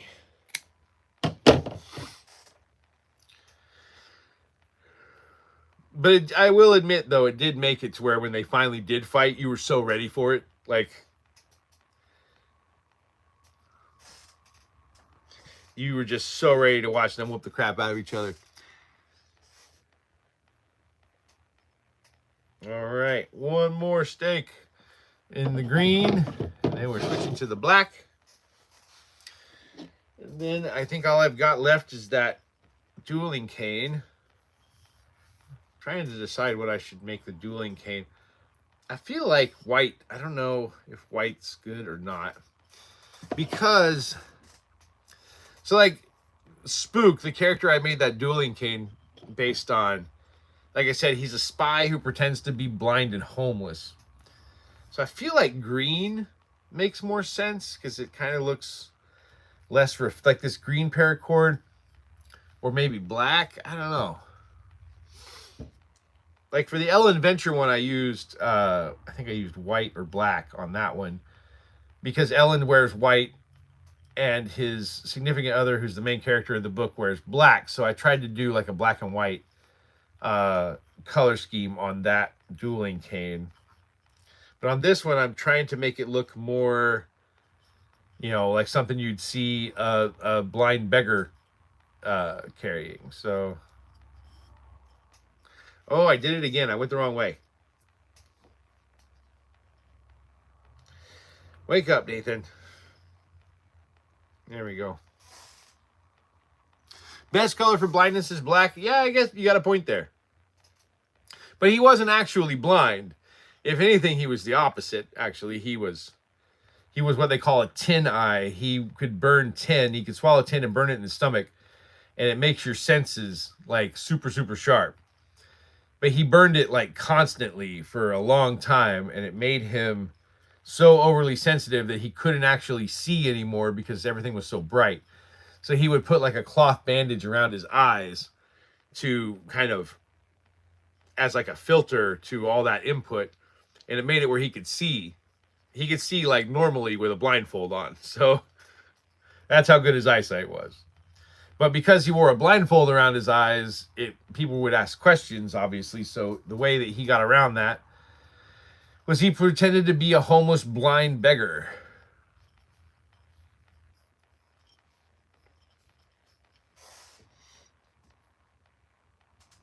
Fair enough. I'll go with black then. I think that's some good input. Sorry, I got a piece of the jute cord in my mouth there from earlier when I was tying that knot. There we go. So, very well. Black it is. I used the black jute so that it looks kind of rough. Because jute cord, again, it also is sometimes used as baling twine. I like using jute because it's got, first of all, it's a natural material. It's a natural textile. And second of all, it's renewable. So I'm not causing environmental issues. I try to offset stuff because I do use paracord, which has a lot of plastic in it. So I try to, when I don't need paracord, I try to use natural materials to offset that. And, but it does look, it looks like it would be something, you know, that would be used in an older period of time. So if I need something to look older, jute cord's usually a better way to go. Or if I need it to look rougher, a little less polished and refined.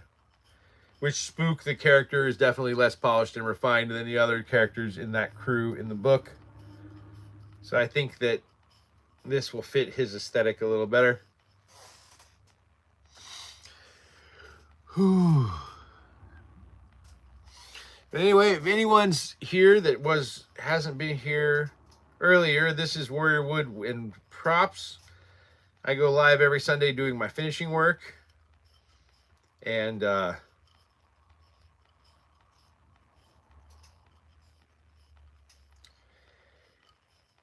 do this to be less bored while I'm doing that. So if you have any questions about what I'm doing or what I do here at the shop, feel free to drop that in the chat. Right now, I'm just finishing up these stakes. I've got one set of white stakes, one set of green stakes, and then after this, I'll do a set of black corded stakes, and those will get mixed into sets. So I sell a 3-stake set that has one of each. It's got a white one, a black one, and a green one with the cord wraps. Kind of a stake assortment kit, you could say. But they sell on my shop as a set for about $35 with free shipping. So it's a good cost-effective choice if you need to do a vampire hunter costume on a budget. And at some point, I used to make prop Blade the Vampire Hunter stakes that were wood and with a chrome silver paint job. And I stopped making those because I had some issues with people complaining about the size of the stakes because they said that they didn't fit their cosplay holders, which I didn't understand. I'm like, you didn't tell me you needed it for a cosplay like stake holder. You didn't give me any dimensions, so I just used the movie dimensions. I used the dimensions that the prop department used for the movies. I didn't know you had a specific holder. So that kind of ticked me off for a little while, so I decided to stop making them for a little bit. But I think before Halloween gets around, I'll make a few sets. My baling twine has a rating of 130 pounds. Why did I know you were going to look that up, Jay? All right, I'll tell you what, guys. I got to go. I've had some coffee. I'm not going to leave, but I'm just going to take a quick break. I'll be back in just a few minutes. So hang tight. If anybody comes in let them know I'll be right back if anybody asks where I'm at. I'll just be gone for a few minutes. If I can find, where did this jute cord go? There it is. I'll just be gone for maybe like 3 or 4 minutes. So like I said, just hang tight. I'll be right back. I just gotta pee and grab something out of my car, and I will get started on these last few things. I've got the dueling cane right here and the last 3 stakes. So be right back. 3 minutes. Hang tight.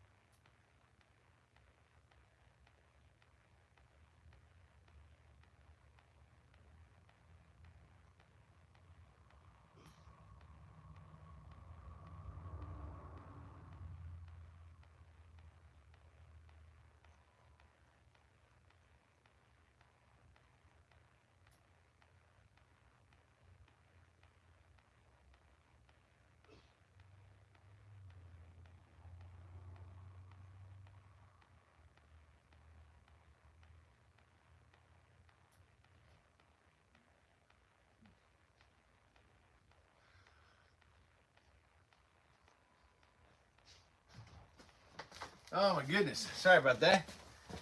My bladder was crying. All right. Oh, we lost some people. Oh no. You can push it to 200 if we have to. Yeah, I mean, maybe. Or you could double it up. You know. All right. Black jute is our final. So I'm going to do these last 3 stakes, this dueling cane, and then we are done for this week. Well, I can't believe it's already 9:15 almost. All right. Hang on, that's going to be a little kinked if I don't do this. There we go.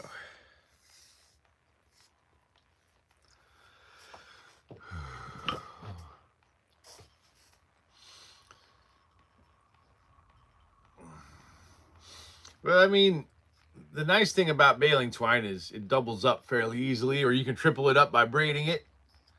So I'm sure you could easily make something with the baling twine that holds 200 pounds.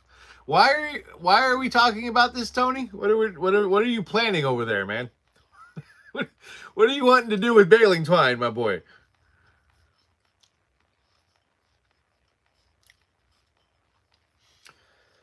All right. Welcome, everybody. If you are just coming in, this is the Warrior Wood and Props Sunday Live. I do my finishing work on Sunday mornings, and I go live while I do that so that I am less bored. I also get to show off all the fun stuff that I made each weekend. And this weekend, I made a lot of vampire steaks because spooky season will come sooner than I anticipate for my shop. That's when most people, the busy shopping season for most stores starts in like November for the holidays. Mine starts in September because I have what I call holidays part 1, which is Halloween. The Halloween season is like it's like the Christmas precursor for my shop. I sell almost as much stuff for the Halloween season as I do for the Christmas season. So I, for the last 2 years, have gotten caught unprepared for the spooky season due to things that were outside of my control. This year, that has not happened. So this year, I am making sure that I am prepared for the amount of vampire steaks that I'm going to sell this Halloween, because last Halloween I almost completely sold out of everything and was just constantly making more steaks to replace the ones that had been sold because I did not have enough of them in my inventory. So this year, not going to let that happen. So every weekend up until spooky season starts, I will be making at least 1 or 2. I know I made 12 this time, but most of the time I only make 1 or 2 steaks. I made 12 this weekend. Of 3 cross steaks and 9 of these simple steaks, which are technically only 3 sets because I sell them in sets of 3. So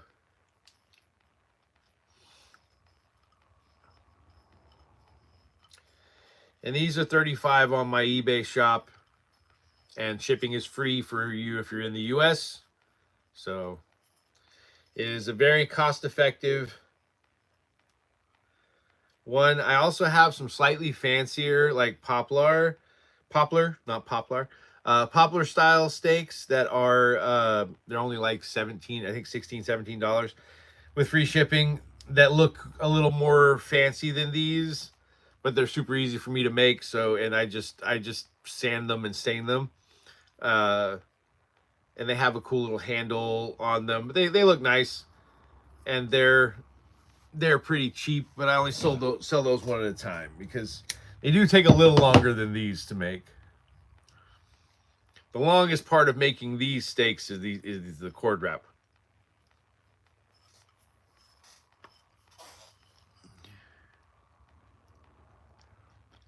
Can I pay you for shipping if you're in the same state as me?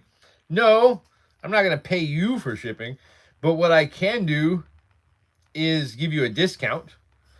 If you're in Florida and you got something you want, you know, if you're within driving distance of me, like if you're in the area I'm in, I wouldn't mind just doing a drop off for you. And I'll just sell it to you on a private listing at a discounted price. But no, if somebody comes to me and they're like, "Hey, you know, I'm in Florida. Could you give me a slight discount for shipping?" Yeah, I'll knock 10% off or something like that for that. No worries. Like at this stage of my shop, because of the fact that I'm kind of had to start over after Etsy shut me down, I will make a deal with just about anybody. You know, I can't like lose money on it, but or at least not a bunch of money. But no, I'm always open to negotiate with stuff like that.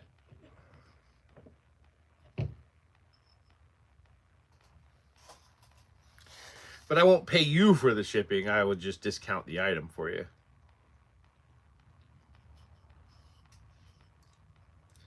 Since obviously if you're in Florida, I'm not going to be paying as much shipping. Now, if you're in California, heck no. Because I actually lose money on orders to California. But that's okay. That's why I just use the average price, because for some people it's going to be less, for some people it's going to be more. So it kind of evens out. But yeah, California orders, I tend to, probably lose $1 or $2 on each order to California just because the shipping there is so high. Shipping costs are really the thing that for a business like mine really eats up the revenue, because you know, it just kind of depends on where it's going.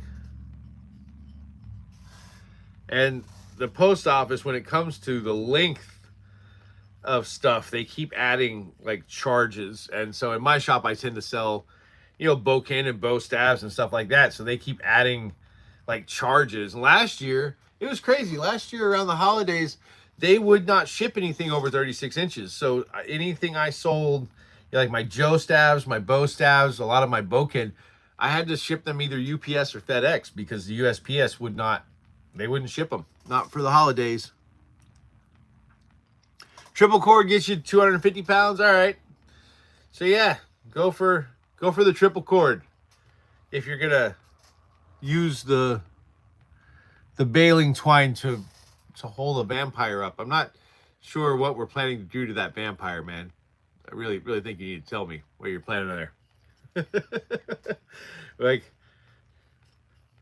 I don't think hanging vampires works. So, you know, I don't know that that's going to be a useful tool unless you're planning like tying them upside down by their feet or something, maybe.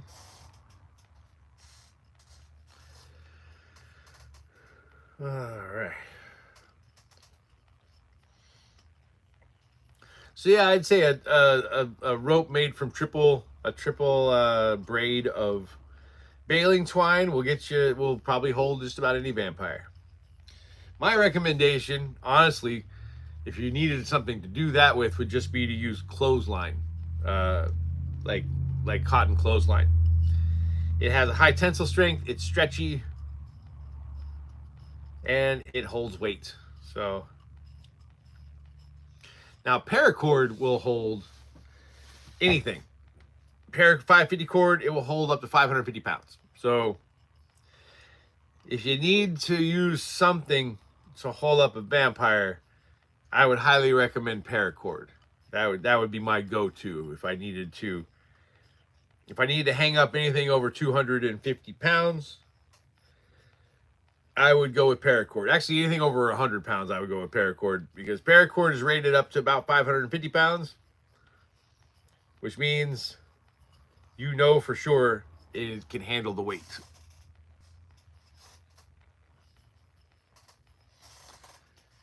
That's it. It's been a weird morning. Like, I think we've had as many as 47 people in here in the chat at one time and as few as 2. It fluctuates a lot.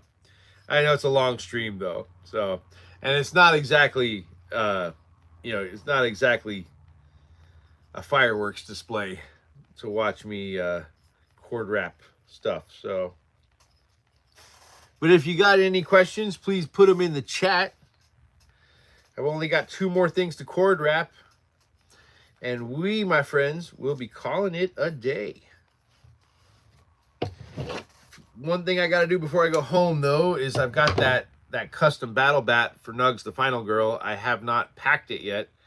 I had to find a box it would fit in. Because the upside to doing spikes, big spikes, is that giant spikes look cool as hell. The downside to doing giant spikes on a bat is that they make it very difficult to find a box that it will fit in. So luckily for me, I had a big wide box. I bought like a foldable couch for my office here at the shop because during the holiday season, sometimes I have to sleep here because I have so many projects to get done. I just basically live here. Usually during like peak Halloween and peak Christmas, I am pretty much living in the shop trying to keep up with orders because this is actually my 3rd job. So, I've got I got a limited amount of time that I can spend here unless I'm staying here. So yeah, forgot where I was going with that. I feel like I had a point to that. Pretty face.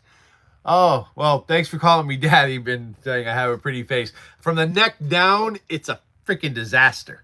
From the neck up, wonderful. But from the neck down, it's a horror show right here. Like it just gets worse the lower you go, to be honest with you. All right, there we go. There we go. Oh, thank you. Yeah, you know what? I went with the Mohawk probably a few years ago. My son, Rhett, and I had kind of been playing chicken on getting Mohawks together. He backed out. He decided he didn't want a Mohawk. But I got one. I went ahead and got a Mohawk. And what's weird is I honestly, when I got it, I thought, I'll probably have it for like a month or 2, then I'll get rid of it. But I don't know. Everyone seems to think it suits me, so. And from the front, you can't really tell. So, like if I comb it well, you can't really tell. But it's very comfy.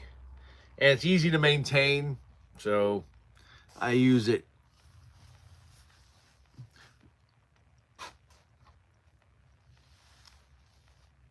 Look here. Seems to be very tasty.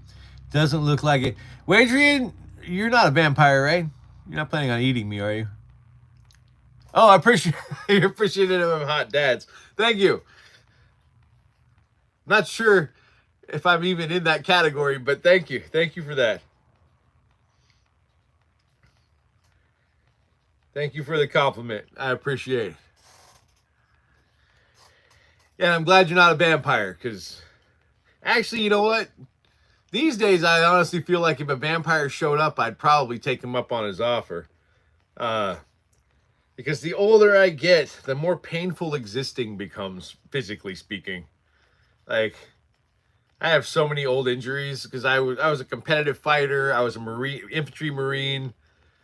And then I got out of the Marines and did more competitive fighting. And I have so many injuries. Matter of fact, I'm going to see a personal trainer tomorrow after work at the gym because I have to get in shape because I had to get back on my ADD meds, which causes me to have high blood pressure. So the plan is for me to start taking high blood pressure meds and working out. The best you can do is turn me into a wolf at night. That doesn't sound nearly as useful as immortality. But yeah, turning into like a furry rage monster at night doesn't sound great. But I'll take the immortality for 500.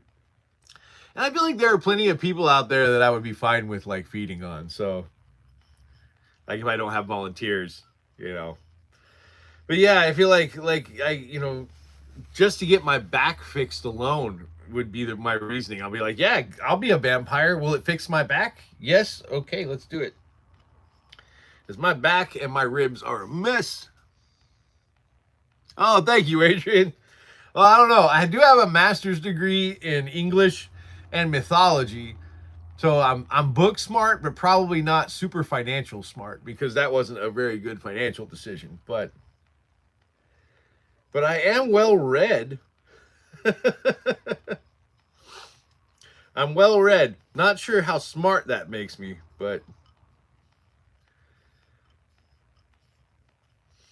that's one of my other jobs is I write books, mythology books for Penguin Random House, and currently I'm working on projects for DK Publishing.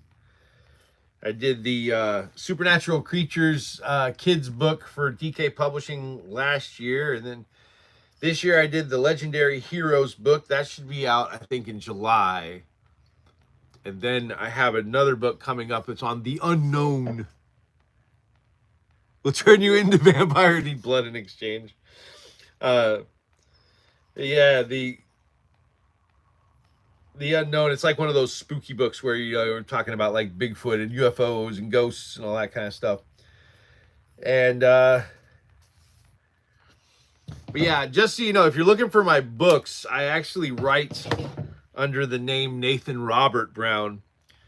Reason for that is when I first started writing,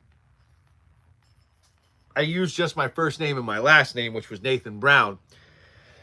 Come to find out, there were several other people writing books under the name Nathan Brown, and one of them was like a Christian book author, and he was pissed because the stuff I write does not follow like that area. So people thought he had written the books, and he was getting hate mail that was meant for me and stuff from his readers because they thought he had like betrayed his religion or whatever. So he told me, change your name or I'll sue you. And I was a young writer. I didn't really know what I was doing at that age. So I was like, all right, fine. I will change my name to my full name, which is Nathan Robert Brown. So that was what I did. And I've been publishing under that name ever since. Bigfoot versus aliens, a monster cinematic universe story. That would, honestly wouldn't surprise me these days.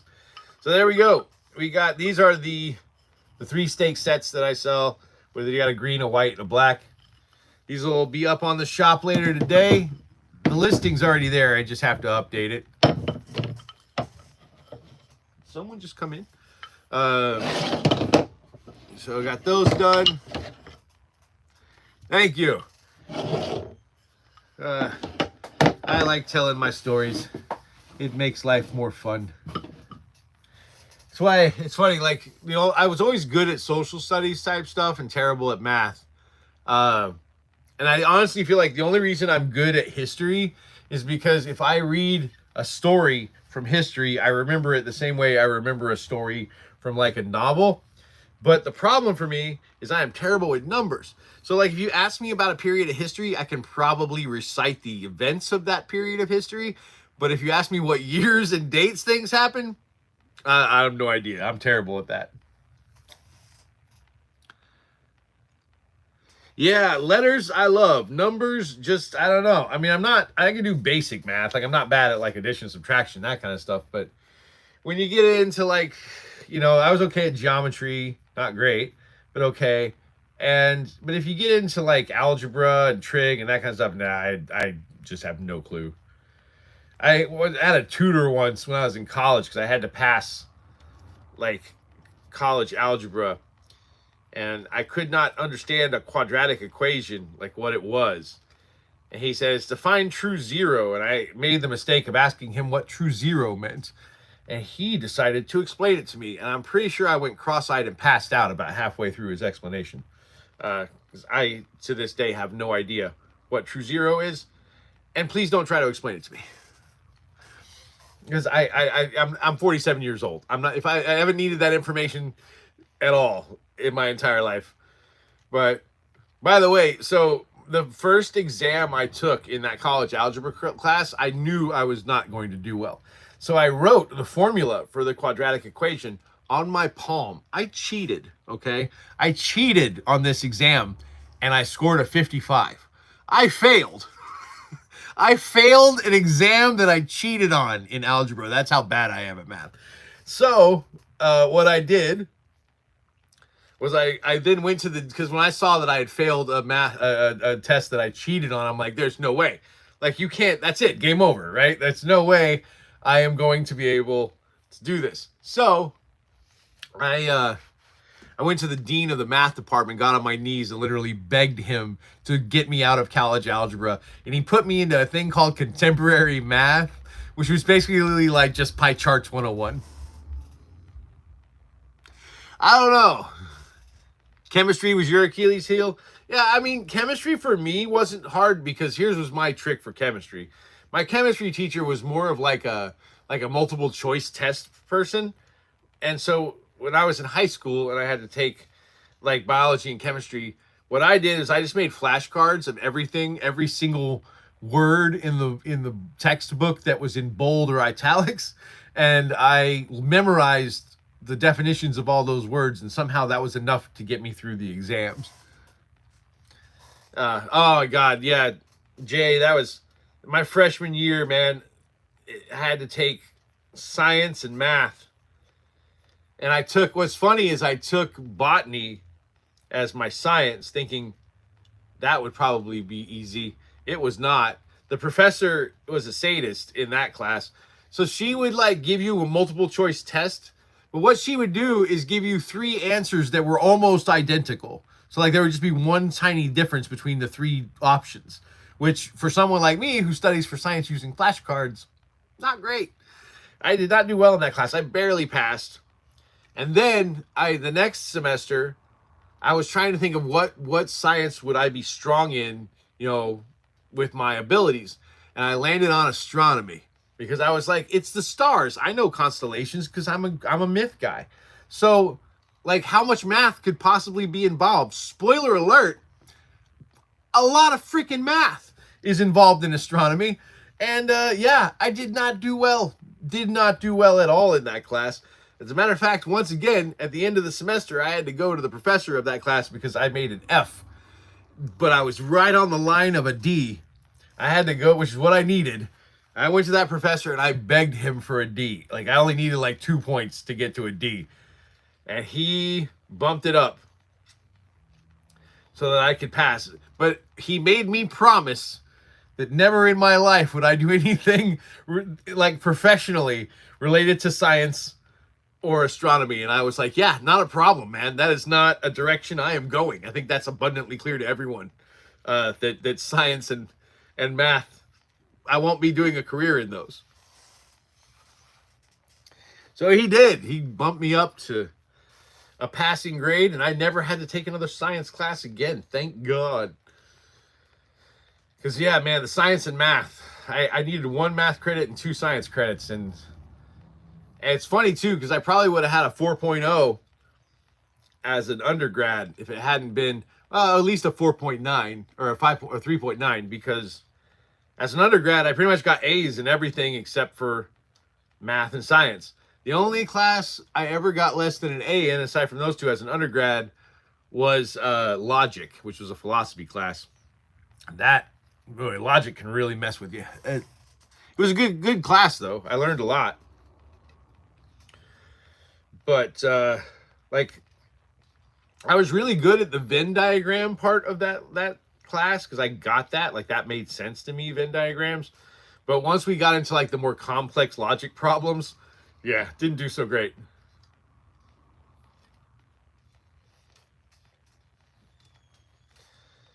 So I think I got a B in logic. And oh yeah, and I got a C in public speaking, which I found hilarious. Because I've been public speaking since I was a teenager. I have no issues with public speaking at all. But I don't like standing behind podiums. So I refused to stand behind a podium and give my speeches whenever we had our speech days in class. I would stand behind the podium when I would start. Then I would walk around. I would engage the audience. I would look them in the eyes. I would point to people. I would do all the things that actual public speakers do, which is not stand behind a podium with your shoulders back, just looking straight ahead and speaking. Like, it's terrible. So the teacher hated that I just refused to use what she considered best practices. So she gave me a B. What was funny though, we had one time that we had an assignment where the class had to grade us on how we did. And so I gave a lecture on why I thought competitive martial arts should be included in the curriculum of American public schools.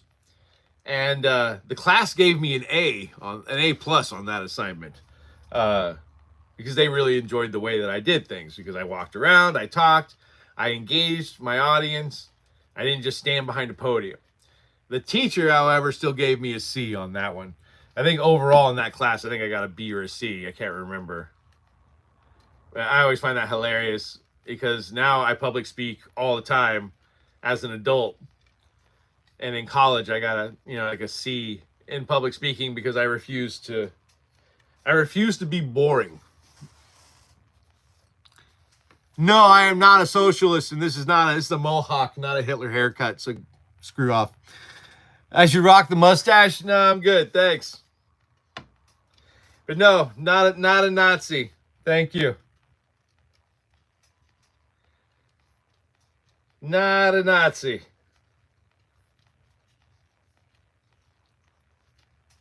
But thanks for that. You obviously have nothing better to do.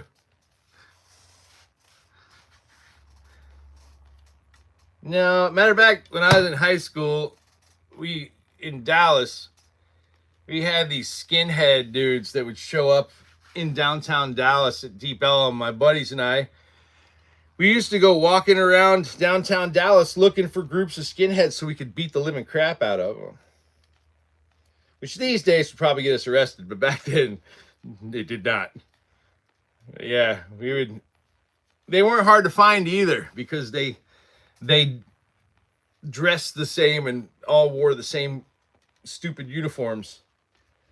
So yeah, skinheads are easy to find when they're dressed appropriately, which I enjoy because it makes it easier to find them and do damage.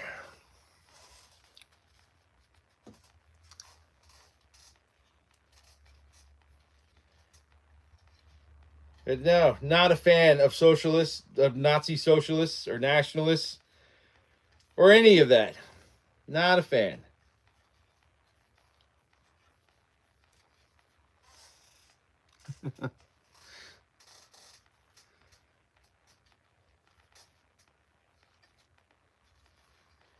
No. No, I think that kind of stuff is a poison. I think nationalism in and of itself is a poison. It's a poison that unfortunately started seeping into this country back in following 9/11, because everyone was so afraid after that happened that they were willing to give up basic freedoms. And the whole USA attitude popped up around that time, and unfortunately it stuck around. And now we're in our current pickle. Attacking people because of their haircut. Actually, the fact that they had their head shaved was not the reason we were attacking them. We were attacking them because what they would do in downtown Dallas, these skinheads, is they would walk around looking for anybody that they felt was alone that fit into the groups of people that they hated. And like cowards, they'd gang up on one person and beat the crap out of them because they were gay, or they were black, or they didn't dress right, or they were in an interracial couple. You know, they would look for someone that was alone, that was an easy target, and they would beat them down. So my buddies and I decided that was not going to fly.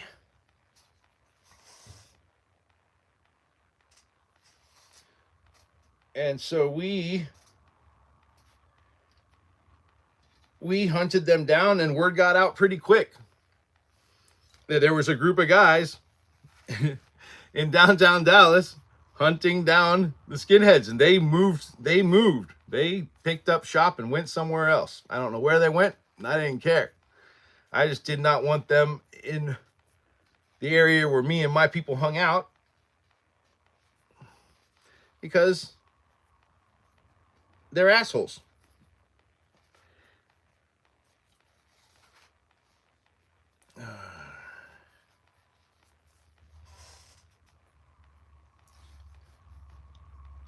You're from downtown Dallas, you don't recall this at all, huh? That's amazing. So how's trolling working out for you, man? Is it making you a happy person?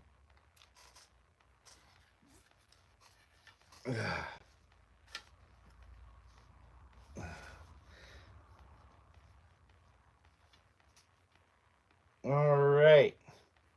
There we go. Dueling cane is done. You can call bull all you want, my man. I'm cool with it.